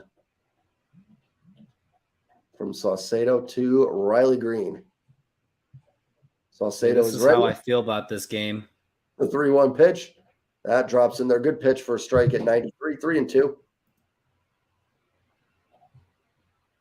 At least my baseball team's winning. Oh, bloody chicken feather picture was posted. Interesting. Not think we did that in the chat, but whatever gets people going, I'm all for the pitch. Swing and a miss. Tom Murphy cannot throw. Oh, honestly, Cal hasn't been very good at it either this year, to be perfectly honest. Mariners have not caught many runners this year. And I know the new rules don't help the catchers, but I feel like they gotta adjust. They have to find a way to adjust. Find a way, yeah. Because I've seen the Mariners get thrown out, so it's possible. Yeah, that's why I never liked the. It's why I never liked the pitcher's park excuse over all those years.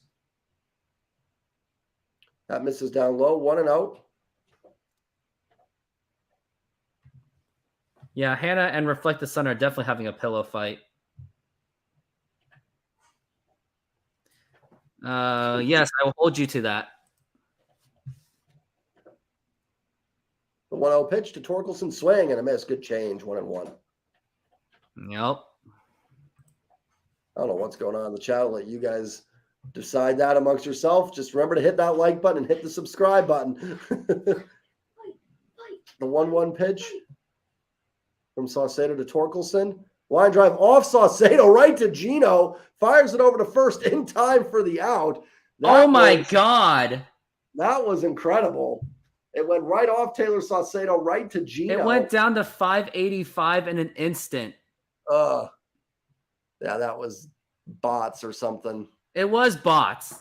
Yeah, I had that. So basically, I only got 5 subs.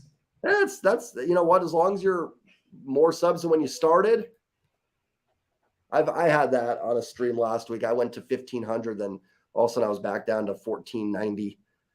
Baseball is better when I agree. Houston, Texas State. Baseball is better when the Mariners are winning. Yeah, they saw the bots. That's why you can't buy the subs. Yep. Yeah. Looks like they're coming out to 583. Now they're coming after my channel. Now they're like, now YouTube is, and Saucedo's coming out. He must have gotten hurt on that one. That's not good. So Mariners are losing a pitcher here. Boy, rough first game back from the All-Star I had a break. feeling that was just too good to be true. Now it's 582. Dang. Houston, Texas, Dave, what's your channel So at? you guys did actually do it. You guys actually did do the double accounts, and they saw that.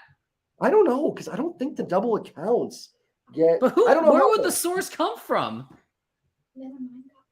I don't know, because I have a couple accounts, not to like cheat or anything, but just randomly have a couple accounts, and they haven't done that. Maybe if it's like happens in bunches, they get to it. You know what I mean? Yeah. Yeah. I don't know. Man, this is just weird night for me. It's the Mariners. If you guys aren't subbed, remember to sub up both our channels. I'm Dude, one I sub thought away from like I was, dude, that hurts because I was at 600, so just the feeling of being there, and now it's like, oh, great. Like they just didn't drop you down to like 596. Like went back down. And I was freaking out, and now it's 582. Stop refreshing it. Flick, you're saying you blocked. Well, G-Man was fine.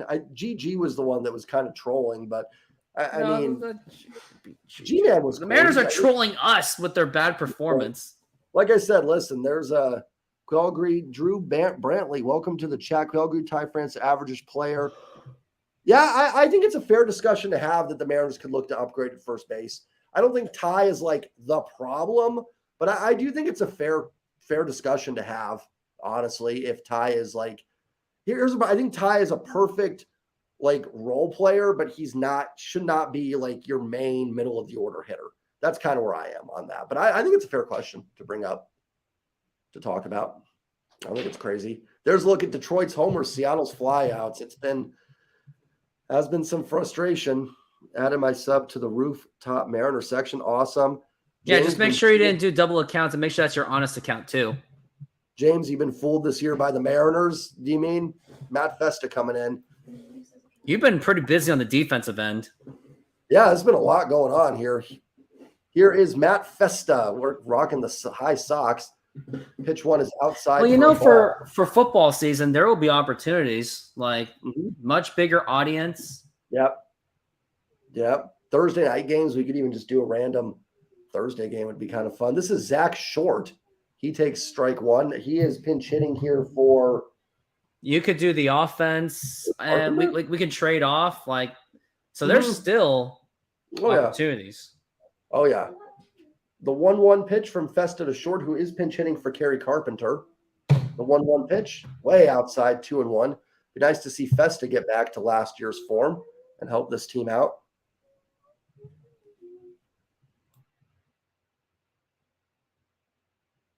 Oops, sorry, I hit the mute button by accident. The 2-1 pitch. Swing and a miss. Strike two. Nice pitch from Festa. Thank you, James. Appreciate that. Welcome in. I'm glad you enjoy it.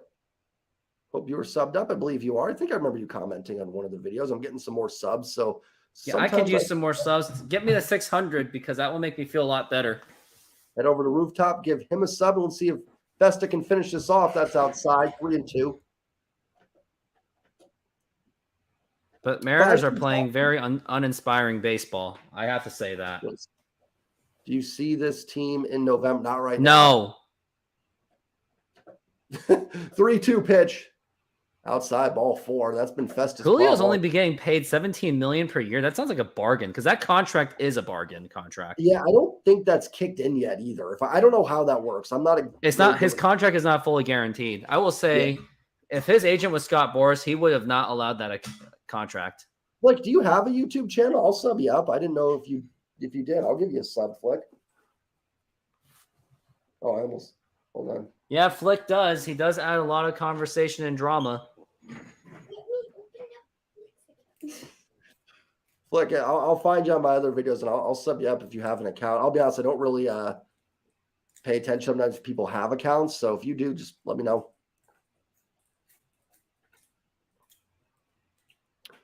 What do you think the Mariners' record will be?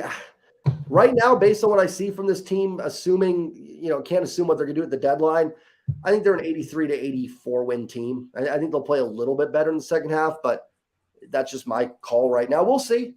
We'll see what happens. 1-0 to Vierling. Josh says, yeah, if only as Texans had great running back and 2 great wide receivers, Andre Johnson and D-Hop, a decent O-line, number 1 defense.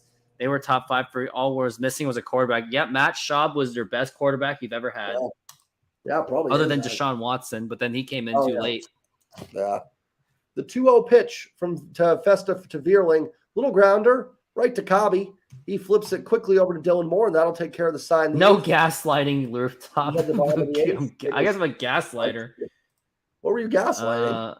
Also, thanks to a female, unless. Oh, okay. Well, I guess now I know why I lost my 16 subs because I was misgendering. Oh, that'll Flick, do it. I wasn't sure if you were you had an account. I saw you say something, Flick, about having an account, so I was like, I didn't know if you had a channel. I was going to go sub it. Hey, I gotta show you guys. Oh, any trade deadline picks? I don't know. Houston, Texas, Dave. I did a video on the top 5 candidates that the Mariners could acquire. Drew, if we sell the deadline, I'm shipping Murphy, Teo C. Murphy would be really interesting because I think Murphy could actually fetch you something. Murphy, what is he going to fetch? Murphy, if you traded, I think Murphy could get you something interesting. July 14th, 2022, on this day. The Seattle Mariners played the Texas Rangers in Texas after sweeping the Washington Nationals to be at 10 wins in a row. They initially fell 4-0 until Sam Haggerty hit an inside-the-park home run. And the Mariners eventually came back and won 6-5 off key RBIs by Eugenio Suarez and Ty France. And here's a reminder, I am doing a promotion where I will give away 2 free tickets to a Felix Hernandez Mariners Hall of Fame celebration game August 12th. Subscribe for a chance to win, but I will only draw for the winner if I have 700 subscribers by the end of July. It finally happened! I will say this, I really shouldn't have hit refresh the entire time. It's always dangerous. It is always dangerous. Not good for your health, I'll say that. And yeah, Drew, I think Seawald would be an interesting trade candidate.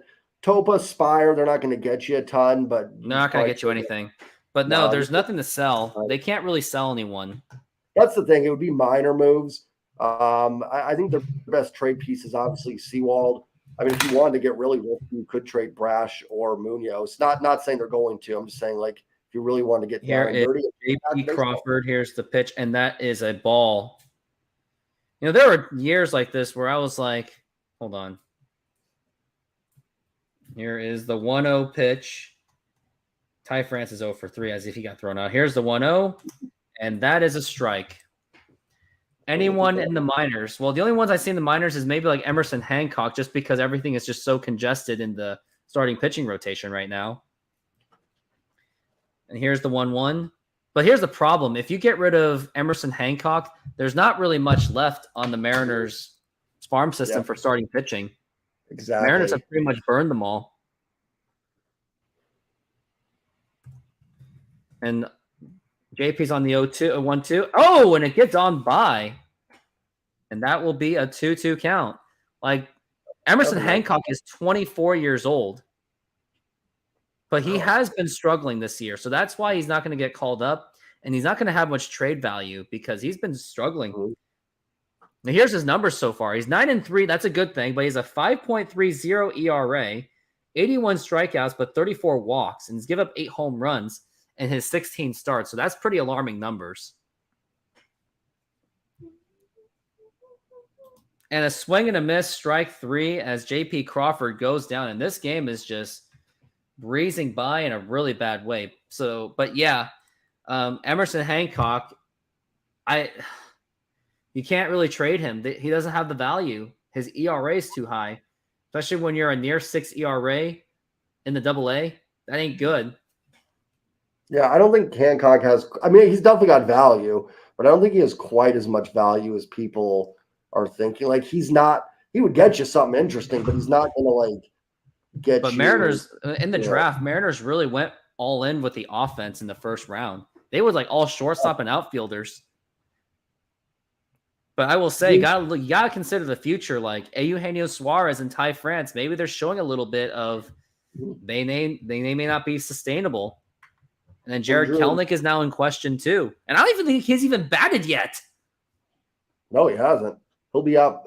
He'll bat this inning because he's batting third now. And Drew, in terms of Teo, Sewald, Murphy, I'll get you something relatively significant. I think so. The problem is Teo's a free agent at the end of the year, so that's going to get you less.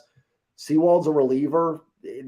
They'll get you something, but it's not necessary. I'm not saying it would be something interesting. I do agree Murphy as well, but I think he's a free agent at the end of the year. Sam Haggerty has no value. Sorry. He didn't even have value last season when he was actually good. Haggerty is not going to – Haggerty's best value, I mean, he would probably get you something because he can run if a team is looking for like a 27th man, but nothing – it's not going to get you anything of like interest. I think he has some value because of his speed that you could probably trade him, but nothing that would bring back anything of significance. And that's all those guys. Like, honestly, even like Teo, I don't think is going to get you back as much as some people are thinking. He's a free agent at the end of the year, and he's a solid power hitter and okay defender, but doesn't get on base a ton. Like, I'm, again, not trying to be negative. I just don't think Teo is going to get you a ton. They're just showing the best. Yep. Yeah. They're just showing how the Mariners got robbed in the home runs.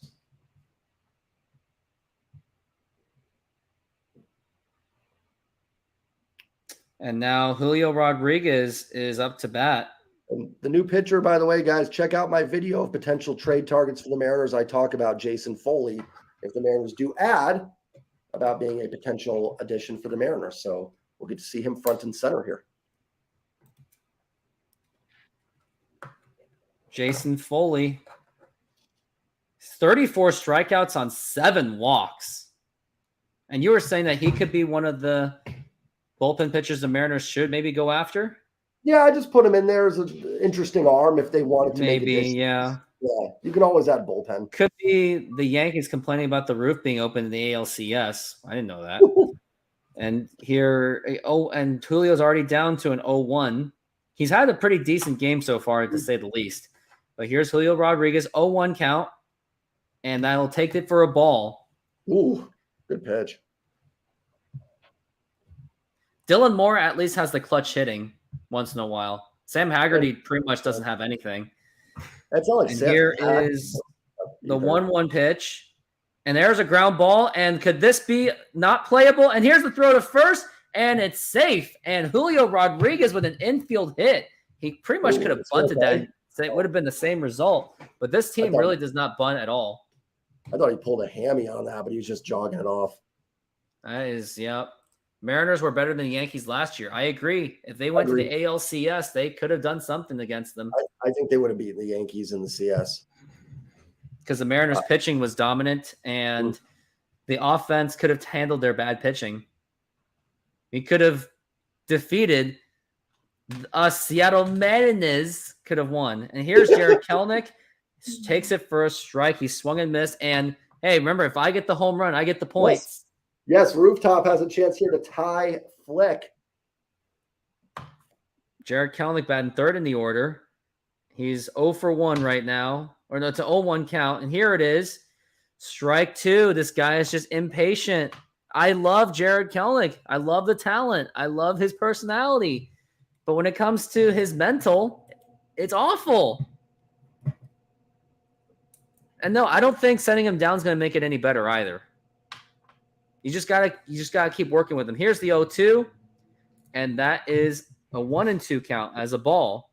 Drew, good Mariners call. in game 1 had 3 and the Astros on the ropes. Yep. Drew, good point about the qualifying offer draft pick for Teo. That is a good point. I didn't think of that. Yeah, talk about that after the break. Here is the 1-2 for Jared Kelenic, and that is low for ball 2. So what was the point you were making?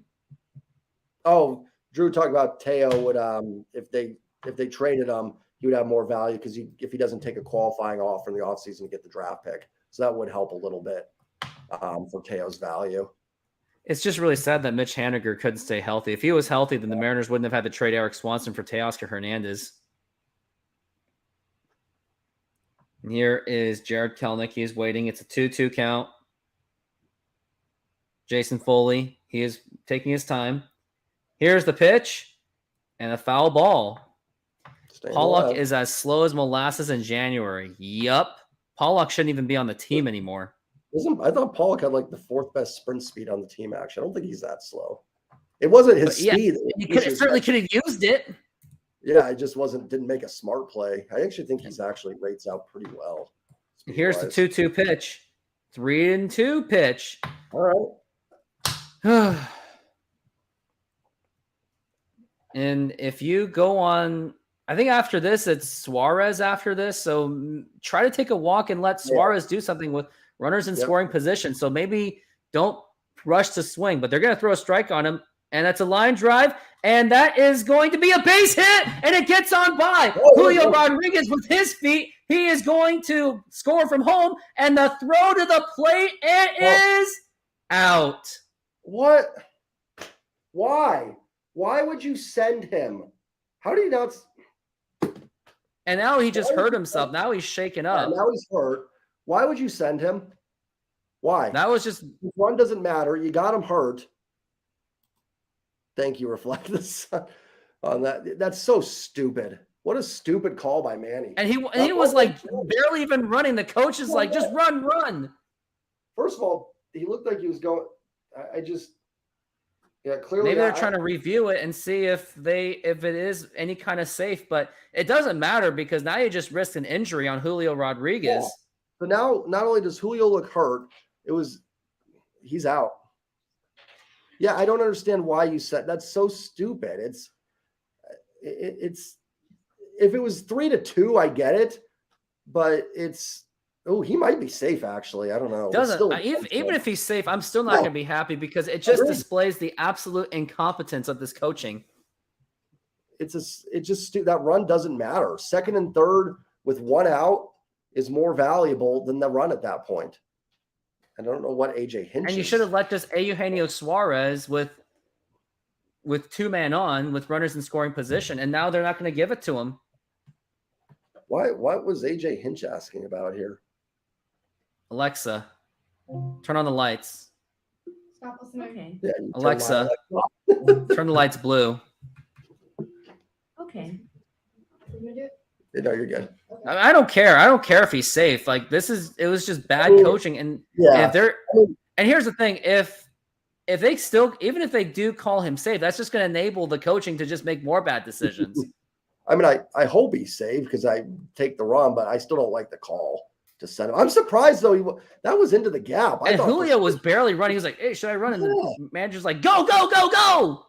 Yeah, I was kind of surprised that. You know why he probably didn't get a great jump? Because it looked like for a second that might be caught. So I think that's why he wasn't quite as. That wasn't the problem. It was when he was barely running, so he was already at third base anyway. No, my Alexa, send the runner home. Sorry, I don't know that. She doesn't know that. I don't know if he wasn't. I don't know if it was he was running hard. It didn't look like rounding 30 was running that hard. It's almost like he was expecting a stop sign. I think he might be safe though. In all honesty, I don't know. That's gonna be another one that's tough to overturn. Like I just don't see the evidence. There's not enough evidence to overturn it. I'm not going to look at the comments because they're probably ahead. If it is overturned, it's a big call. 5-3, 1 out, runner at third. So this is a huge call right here. Let's see what they say.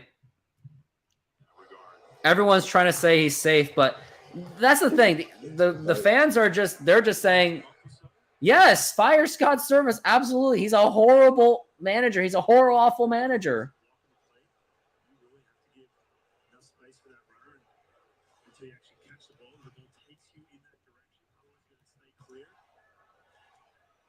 They're trying to say safe, but the problem is it was just bad coaching because you could have had Suarez up to bat and you just trust him with the runners in scoring position. Overturned!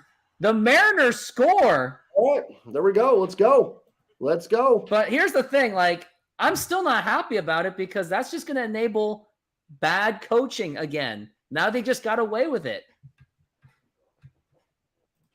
I'll take the run, but I do agree it's a bad send. But now you got the tying run at the plate. Did they say interference or did they say he was just safe? Do you know? Did you? I couldn't No hear it. idea. Okay. So 5-3, tying run to the plate for Teoscar. I think his Julio was already beat him to it. I don't like the interference rule. I think it's a dumb rule, to be honest. I think he was safe, though. Yeah, I didn't want him to be safe because maybe it would not enable more bad decisions. That's just me being cryptic. All right, tying run to the plate for Teo, who is flex. Oh, not Teo, not Eugenio. I lied. I wasn't paying attention. So can Flick take a 2-0 lead in the home run bracket? Who knows? And here's the pitch. That's a ball. You're ahead of me by Houston, we're not winning this game. Sorry. But the Mariners have to win because all the key wild card rivals have won the game. So this is not the game to lose. They got to win this game just to break even. And that's a foul ball. And the other thing, when I argue with friends, I hate it when the Mariners lose, they go, no, it's okay. At least the other teams lost. No, we could have gotten the surplus. Mm-hmm. And they need it. Teo is worse with the clutch. It sounds like he is. And here is the 1-1 and a swing and a miss. At least if Teo strikes out, because you can't really cause a double play, you got Eugenio Suarez up, who is more clutch. We're going to see, after you said can't cause double play, we're going to see the Mariners find a way to cause a double play. We'll find a way, possibly. And here is the 1-2 pitch. Oh, I'm going to say that's a plus on that one. Yeah. That one should have been a strike. That was a nasty Have pitch. faith, Trident fans. Have you heard of the Mariners, Houston boy? Good news is New York Yankees lost to the Colorado Rockies at least. And here is the 2-2. Swing and a miss. I called it. Teo, not clutch. Mitch Haniger, 2021, 2018. I miss you very dearly. No. And that was a bad pitch to even swing at. Here's Gino, who was Sleepy's pick to homer. Gino Suarez, good vibes only. Hopefully he can cause some good vibes only. And our viewer count has really gone up ever since that whole disaster at home plate. And here's the pitch to Gino. He half-ass swinged, and that is a strike. Just a lot of strikeouts that this team has. And here's the thing, Jared Kelenic, although he's not hitting bombs, he's still getting the clutch RBIs. Mm-hmm. That's why I don't want to send him down. Here is the 0-1 pitch to Gino Suarez, and it's a foul ball, strike 2. And if you're Foley, just pitch a bad pitch, curveball outside, and he's still going to chase it like Serrano. He's going to pitch one on the outside with the curveball. That's what I'm calling for. Or a slider or whatever he's got. It's going to go outside. Here's the pitch. See what I said? It was going outside. He tried to fool him on that one. And now I think he's going to try to go. If I'm, as someone that pitches, I try to pitch inside. I think he's going to try to pitch him inside. Try to fool him on the inside because insides are hard to hit when you're a righty or whenever. And here is the pitch. And strike 3 called. I said he was going to pitch at least a strike on something. Gino has so many just strike 3s right down the middle. He just looks at. He just looks at him. He's like he's meditating. And because of how crazy that inning was. Modern Exterior Solutions is a fully licensed and insured full-service exterior renovations company serving Seattle and East Side communities. We know that a home is one of your most important possessions. That's why we're committed to providing high-quality, affordable home renovations for each customer's individual budget. We're diverse enough to meet the challenges of any project you put in front of us. Our workmanship minimizes the use of third-party services, and our team works together to meet all your deadlines. Anytime there's a challenge, we work with you to find a solution. We're proud to work with distributors of quality brand products with durable, ample protection from the elements for a variety of applications, including James Hardie siding and trim. Talk with us today about your project's needs, and we can help you solve all the challenges along the way.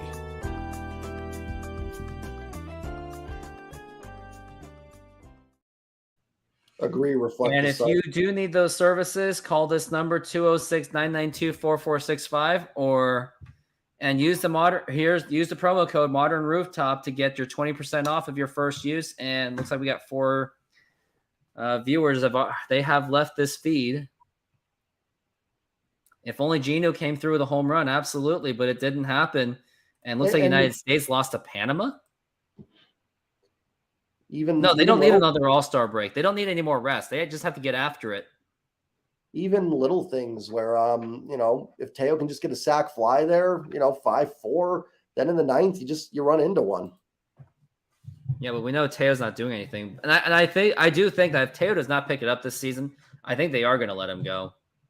But that's the thing. You got to get someone in free agency. So without Teo, I don't see an extension happening. And it looks like I think Matt Brash is pitching. Or no, it's Matt Festa. See, that's a hypocrisy. You let Matt Festa pitch 2 innings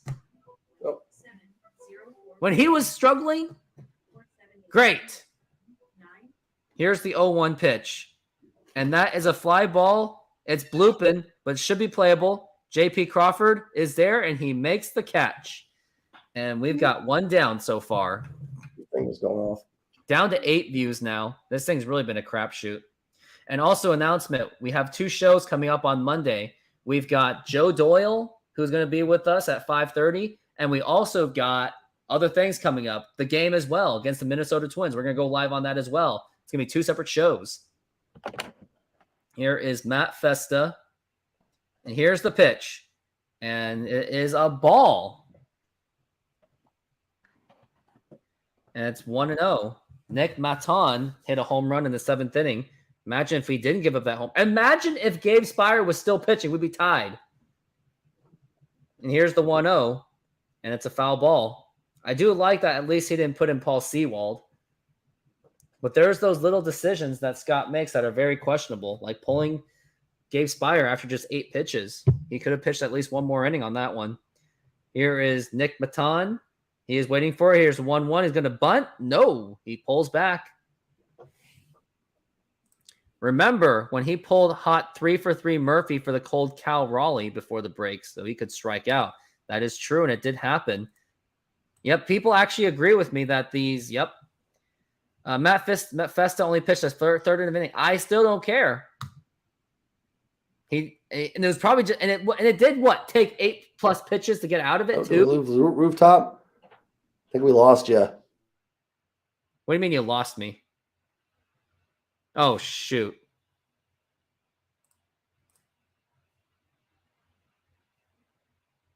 Well, it looks like we are having some technical difficulties at this present time. Disconnect. Oh, I think my internet cut out. Anybody? Yeah, that's what I was thinking. Yeah. Yeah, I'm back. Oh, look at that. A walk. What do you have against Matt Festa? He's terrible. That's all I'm going to say. I'm telling you, the bullpen was not that good. I didn't even like the bullpen last year when they were like top 5 in baseball. But hey, they were the 3rd worst in the playoffs.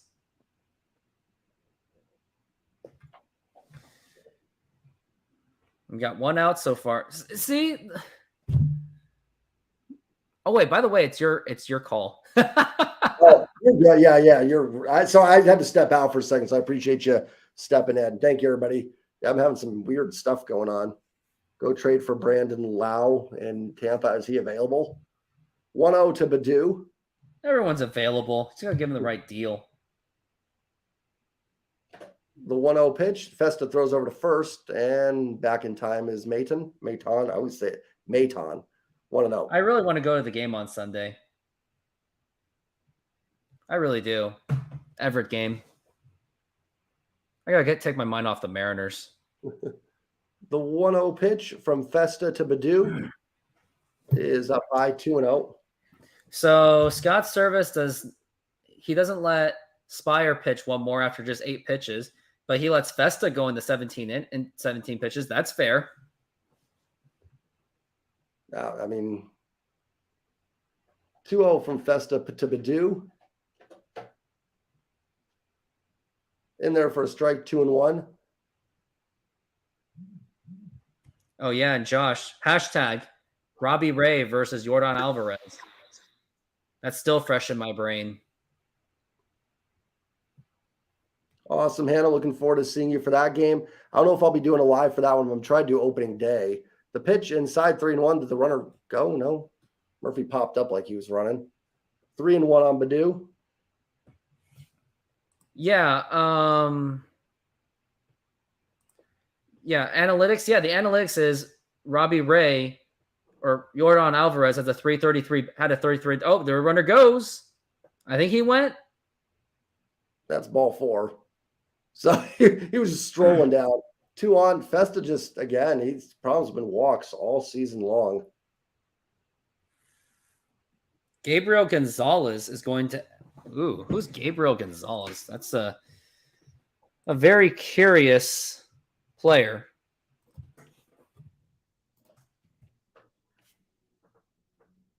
This coaching is just terrible.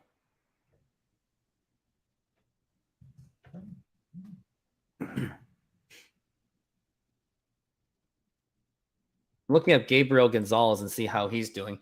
He's an outfielder. He's only 19 years old from Venezuela. In 73 games, he hit 9 home runs, 54 RBIs, 23 walks, 46 strikeouts, 8 stolen bases, and he's going up to Everett. He's only 19 years old, a kid from Venezuela. Here is Jake Rogers. The pitch.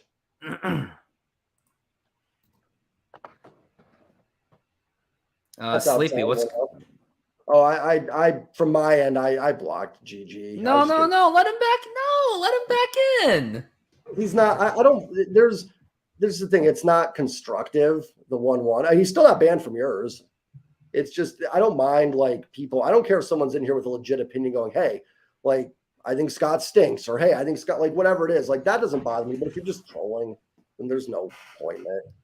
I know. Hey, at least when I say Scott stinks, at least I've tried to back it up with something. That's the thing. Like that's I don't agree with it, but it's a legitimate opinion. You know what I mean? Like there's nothing like stupid about it. You're not trolling. You're giving an honest breakdown of what you think is going on. Like, so that's fair. I don't have a problem with anybody coming in here with honest opinions. It's just when people are just trolling, that's when it's like, there's a fly ball to Teo. He's got it for out number 2. 2 outs, 2 on here, and that will bring up McKinstry. But he's probably not banned from yours, so if you want him, he can come over. He can still get in here. I don't know. I just hope that he wasn't a subscriber. That's the thing I was worried about. Oh, well. I'm the only one troll per chat. Right. That's right. I'm ready to fire Dipoto for not getting a rise, and Benintendi sucks though. That's in there for a strike. I would have loved a rise. I just don't know if they had the stuff to get to that. 0-1 to McKinstry. Mayor's going to need a bloop and a blast in the 9th if Festa doesn't give up a run here. The 0-1. Swing and a miss. Nasty slider or just a terrible swing. I'm not sure, but it's 0-2. Benintendi's a 280 hitter, but what has he been in terms of here? Do you mind taking over, Rooftop, to finish up the inning? Yeah, that's fine. Yeah, I'll do it. He is waiting for the pitch. 0-2 outside for ball 1. As the Mariners have been, oh boy, they've been struggling quite a bit this game. Oh my God, it's dark. It's no longer June 20th, that's for sure. Here is the 1-2 pitch, and here it is from Festa, and that's a liner, and that is foul. Imagine if that was fair. That would have done a lot of damage. I mean, I guess Benintendi's not as bad as I thought, but he's been worth 0.9 WAR. I mean, so you're looking at a guy that's, I mean, he's okay. It wouldn't be a terrible addition, but who's he taking at bats from? He's left-handed, so he's not taking Pollock's at bats. And Kelenich's been more valuable. So I don't. Kelenich's at least clutch. And here's the 1-2 pitch from Festa. And foul ball again. Festa's definitely done after this inning, that's for sure. If the Mariners can survive another one, if they can at least tie the game. But I would rather have them win the game because you can't trust them in the extra innings. That's the truth. Dipoto not going. Yeah. Do they mean Gene Segura? Is that who they talking about? Here's the 1-2. And no, that is not a strike. Woo. Got it. Festa at 30 pitches, and we've been in this jam. It feels like forever. Reflect though, that's 6 weeks. You get count the whole season. You can't just take his worst 6 weeks and say that's who Kelenic is. It's been struggling. And here's the 2-2. Swing and a miss, strike 3, and that will retire the side. Let's here, I'm gonna do something to cheer everyone up at least. Somehow, some way. Let's all get the positive vibes back.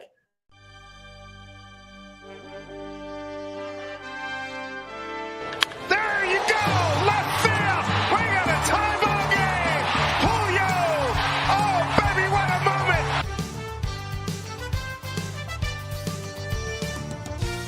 They win the ball game 2-1, and the Mariners are going to the playoffs as a playoff contender.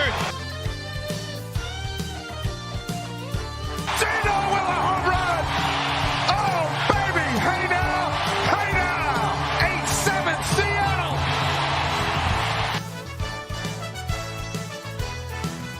Home run for Julio Rodriguez, and the Mariners have a 2-1 lead.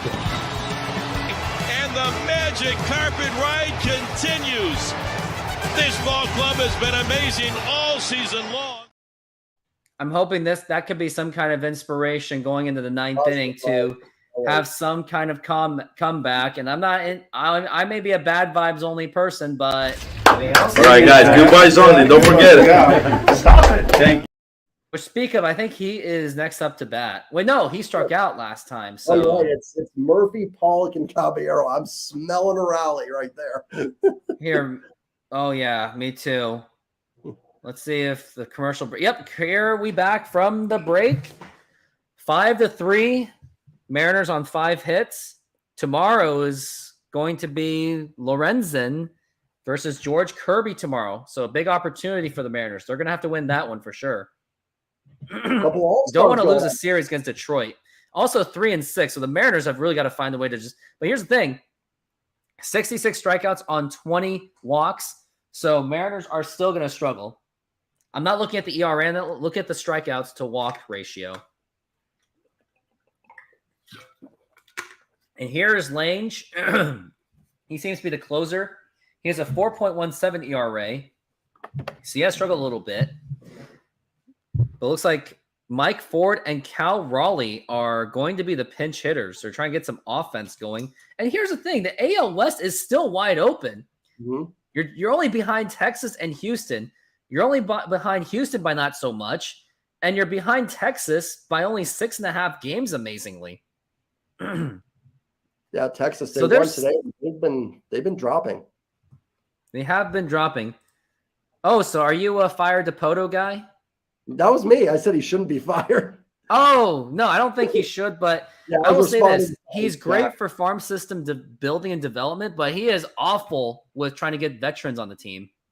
Yeah, he's not been good with the free agency, at least from the hitting side for sure. He's So not. he's done a great job building this team, building the team back up from the depths. But yes, but the thing that's bringing him down is his too much loyalty to Scott Service. Here's the pitch to Cal Raleigh, and he will take it for a strike. Mariners really got to get something going because you really cannot go into the second half just losing this to the Detroit Tigers in this kind of way. And they lost in the most stupid ways possible. Here's the 0-1. He takes it for a ball. I'm not a brash guy. I'm going to say that, Drew. I am not a brash guy. It's got service. And here is Cal Raleigh, 1-1. Swing and a miss, strike 2. And Drew, if do you like Scott Service? Do you have any cases for him? Because I don't.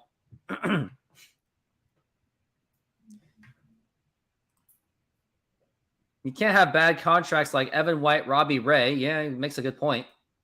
I don't think those are bad. I mean, the Evan White one was that. Well, that was questionable. Here's the 1-2. Oh, hits off of his foot.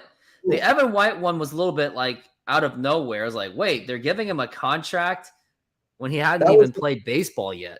That was Dipoto reflect, but it was honestly a fairly cheap deal for what it was. A 6-year 24, I think. Yeah. So honestly, I thought Evan White was stupid for signing that at the time, but obviously not. So now you're smart now. Yeah. Now looking back, it was a very wise decision. Kelnick did not sign that. He had a similar contract offer too. And here's the 1-2 over to Cal Raleigh. Ball. Kyle Lewis was the rookie. Yeah, crazy to think that we had Kyle Lewis as rookie of the year, one of the top offensive players on this team just 3 years ago, and now he's basically doing nothing. Kyle Lewis and Evan White, they were going to be the future of the offense, and when you had Kelnick and Julio on the way. Yeah, I've almost forgotten about Evan White, to be honest. 2-2 pitch. And a fly ball and right to him. He didn't even move or flinch. Nope. Goodbye, Live 200. Thanks for coming in. Neither of those are bad contracts. Yeah, the Robbie Ray one wasn't the bad contract at all. I agree, Drew. I think both those contracts are. Plus, I like Robbie Ray, but my reasons of liking Robbie Ray is heavily unbaseball related. I'll just tell you this. I like him because he left Toronto for a certain reason. How's that? Here is Mike Ford. Takes it for a ball. We got big boy Mike Ford. No, Munoz was not a bad signing, but they're bad in the free agent market. I will say that. He's batting 277, and ball.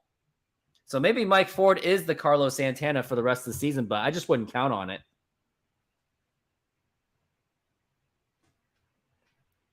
Robbie Ray is not a back. Now you can't sign.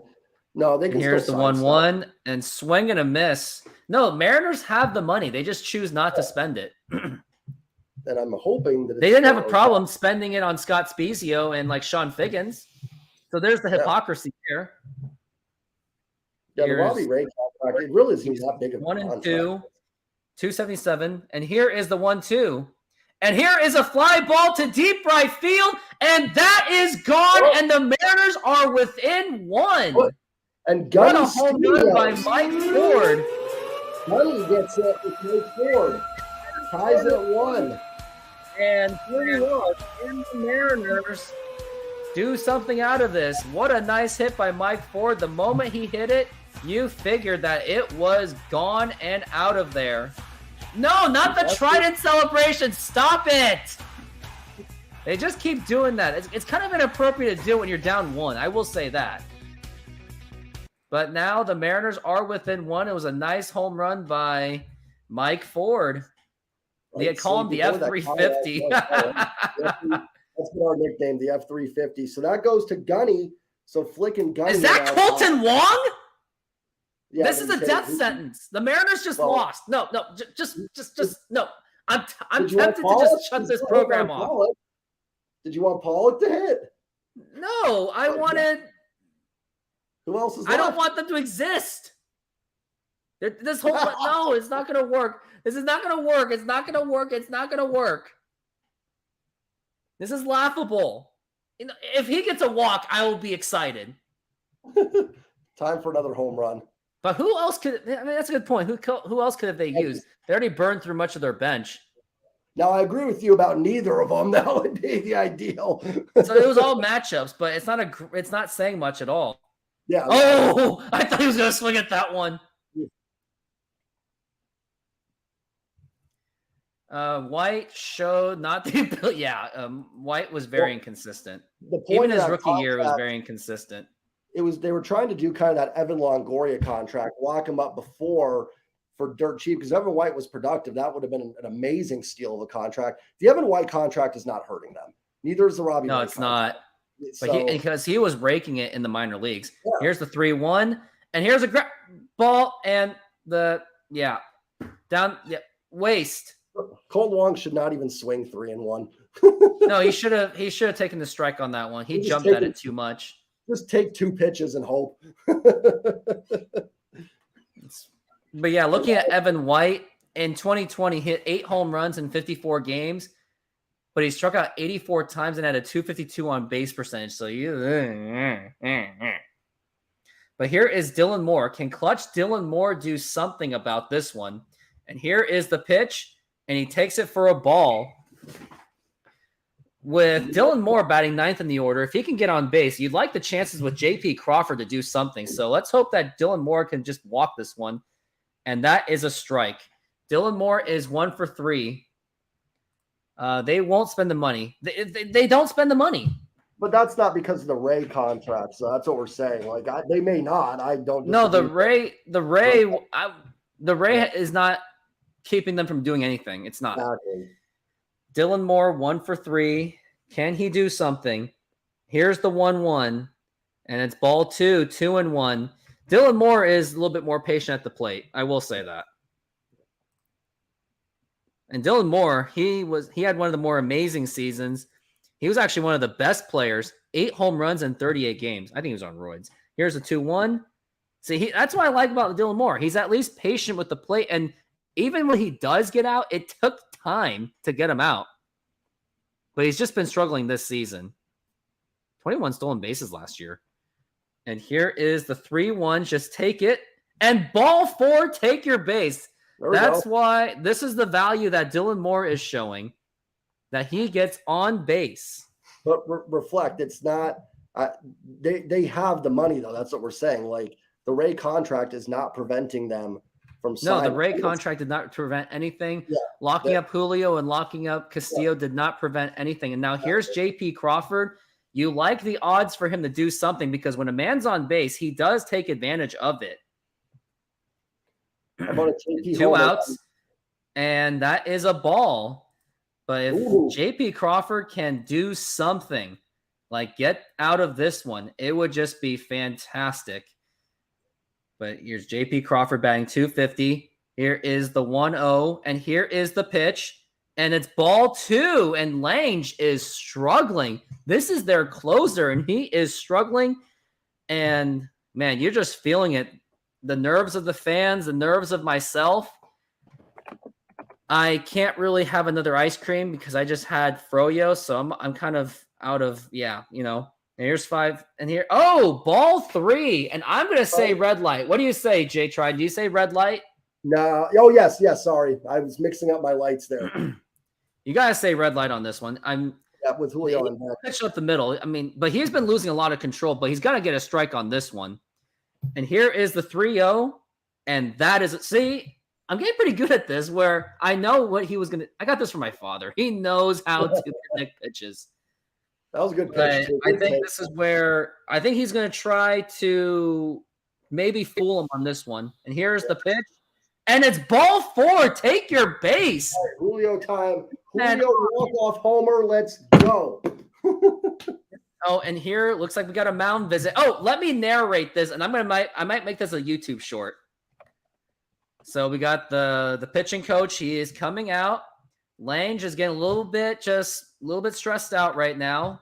Julio's up to bat, and looks like. And let's see what the coaching says. And here's what he's gonna say: "Hey, dude, it's the Mariners. Just chill out, man. They ain't gonna do anything on you." Julio strikes out too much, and he swings the ball too hard. So just relax. You got this. It's the Mariners. I think that's what he said. I think that's what he said to him.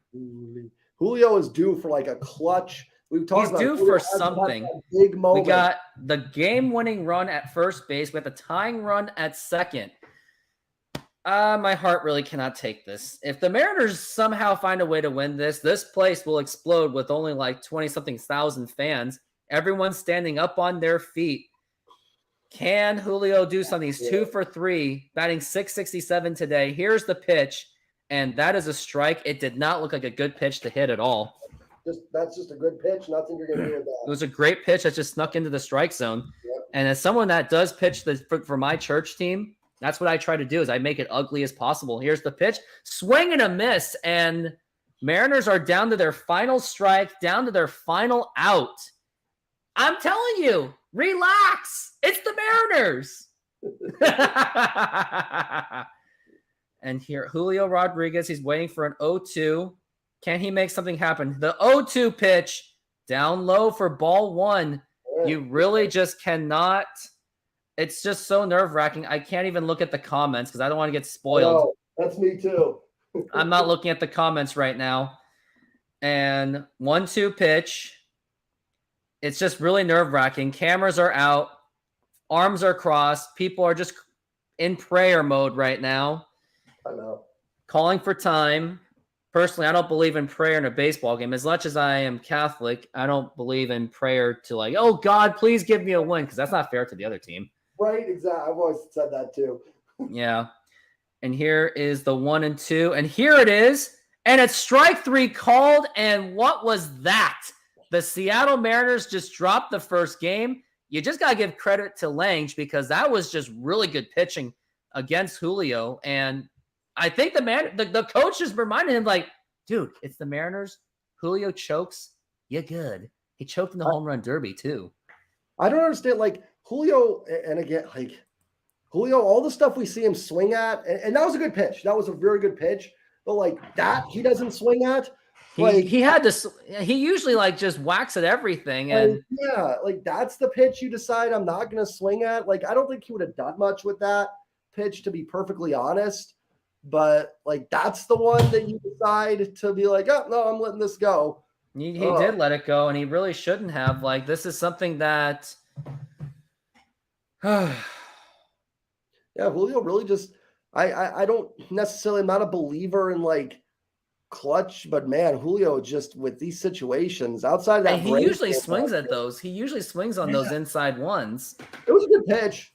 It was a good pitch for sure. I don't know if he would have done anything with it, but it's like you hate to see the bat left on the shoulder with the game on the line. You know what I mean? But yeah, like a couple things that really sticks out to me is AJ Pollock not scoring, and also what else? Yeah, I think that's really one that's going to be forgotten. But and Gabe Spire only being used for 8 pitches, and then giving up. I mean, just and not taking away. Tigers won the game. They battled. They did what they were supposed to do. But just giving up some home runs to guys like Nick Maton and Akil Baddoo, who are just not great players. Yeah, exactly. And now let's go into the post-game show as they are going through the highlights. So let's just go through it. So the Mariners immediately gave up a 2-run home run. And then throughout the game, I'm just going to turn off Root Sports. I'm going to start over at just a moment. So the Mariners just lost the game. They have dropped 5-4. They lose game 1 of this 3-game series.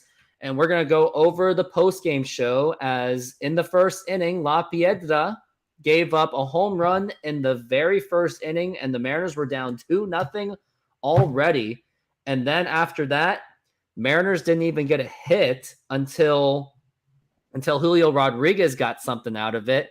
And I'm going to keep looking at the box score of this Mariners game. And then Jay Trident, while I do that, go ahead and tell me what you thought of this game throughout.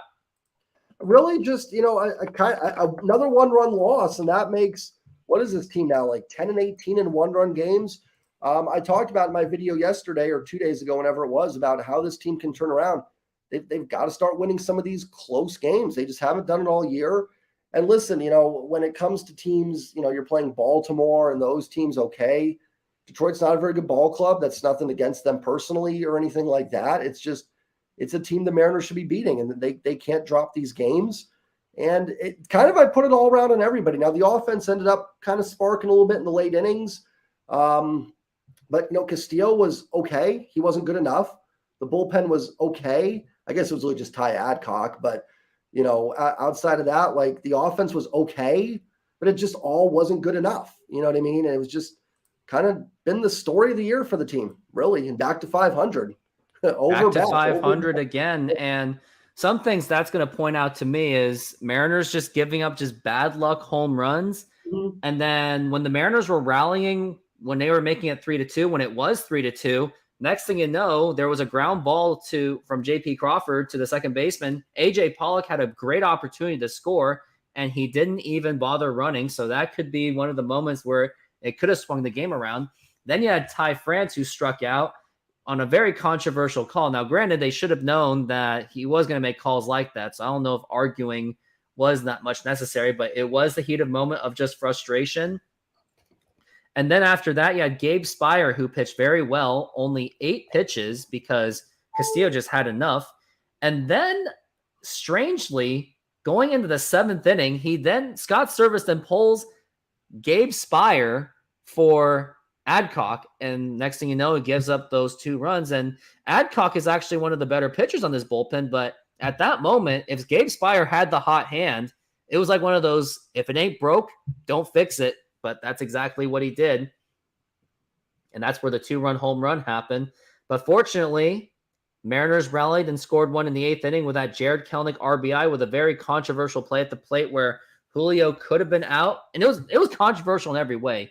It was controversial to make Julio try to score, and it was slightly controversial to overturn the call due to a review, or could have been a challenge. I think it was, I don't know what it was, probably just review. And then the bottom of the 9th inning, Mike Ford hit a home run, and there was some kind of momentum where you had Dylan Moore walking, and you had JP Crawford walking. You had Julio Rodriguez up to bat. You would think that he would be in for this kind of situation, but then he failed to do so. And I'm starting to think that Julio, he's not been a clutch hitter this season at all. Even in the home run derby, he lost in the semi. So his clutch factor has been gone. Like, arguably, as bad as Jared Kelenic has been since June, he's still a pretty darn clutch hitter because he did get that RBI. But those are my thoughts. 2 of the biggest factors is AJ Pollock not trying to score home and just take that chance. And then also after that, a critical bullpen error move made by Scott Servais to pull out Gabe Spire. Now, of course, that opinion's never going to get anywhere because everyone loves Scott Servais. He says everything that everyone wants to hear. He kisses butt to everyone. He said he connects with the fans, which is why no one pays attention to moves like these. But those are my thoughts. Yeah, and I will point out the on the Pollock play, it was a great play by Nick Maton. Another just little interesting that gets through. It's funny how game of inches sometimes, because that gets through. It's probably 4-3 Mariners at that point, but he makes a great play. And Pollock's halfway down. I don't know why he decided to. That was just a bizarre situation there. I don't know what he was thinking. And then Julio in the 9th, I mean, doesn't even get the bat off his shoulders there. Good pitch by Lang. I mean, I don't think he would have done anything with it, but it's just frustrating that, Julio in these situations just hasn't come through. You know, it's just been frustrating. And I don't know if it's something in he's not clutch or if it's just random circumstances. Sophomore slump. Sports Illustrated cover curse. Yeah, but it has been it's just been frustrating because that moment was there for him to have something big. And listen, he just missed a home run. I don't want to pick on too much today. He had a decent game, but just frustrating there with a big moment to come through and couldn't do it. And most of all, I had 600 subs right at the palm of my hand, and it went down to 582. So that's another way to describe this game. Mariners lose in the most stupid way possible. And then my YouTube channel basically had a heart attack in some points of the game. But anyways, I think that's it. But the next game we've got is George Kirby. So the Mariners have really got to take advantage. And it is a pretty advantageous situation. Detroit has one of their more inferior pitchers, but I do look at the fact that he still does strike out more than he does walk. And it's a pretty darn good ratio. So the Mariners, I think, are still going to struggle on that one. Especially when George Kirby hardly ever gets run support. Both of us. Yeah, pretty much. I guess it's glitching again.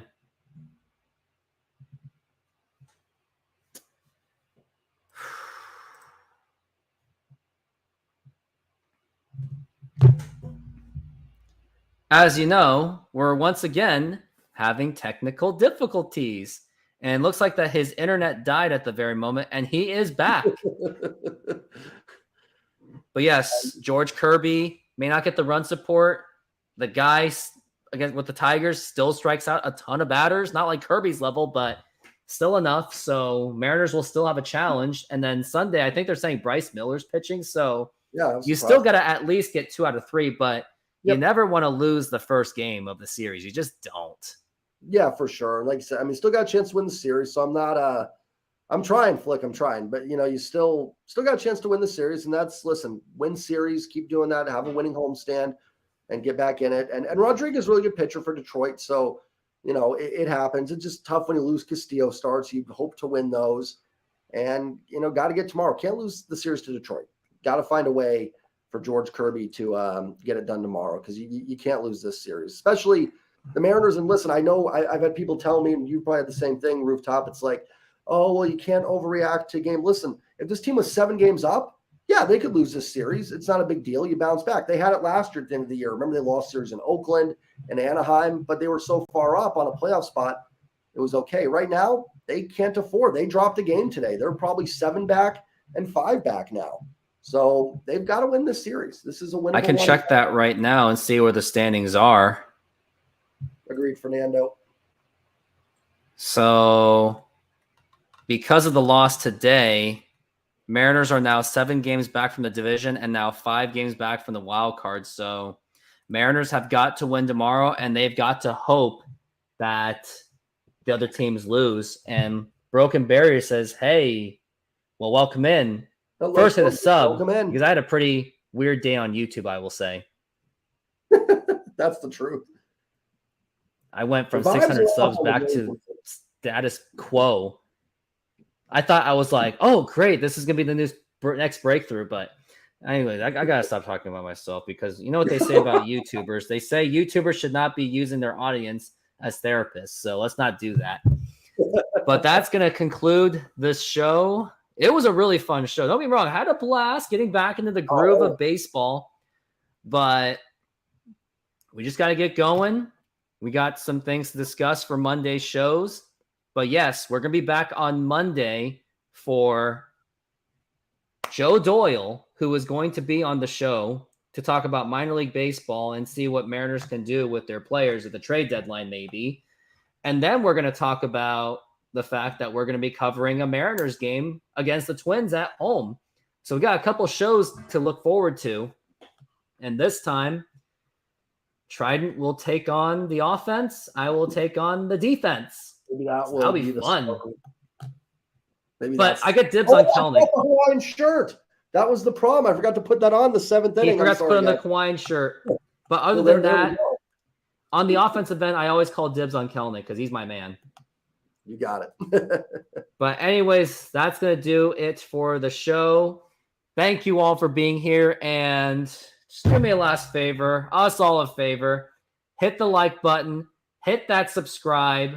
Get me back to 600 because it was on the palm of my hands. Tasted it. I had it, and I jinxed it twice. One, by posting a Barry Bonds video, 600, and then posting it on my Instagram. Did not help at all. But anyways, have a good night. Go M's. Bad vibes only.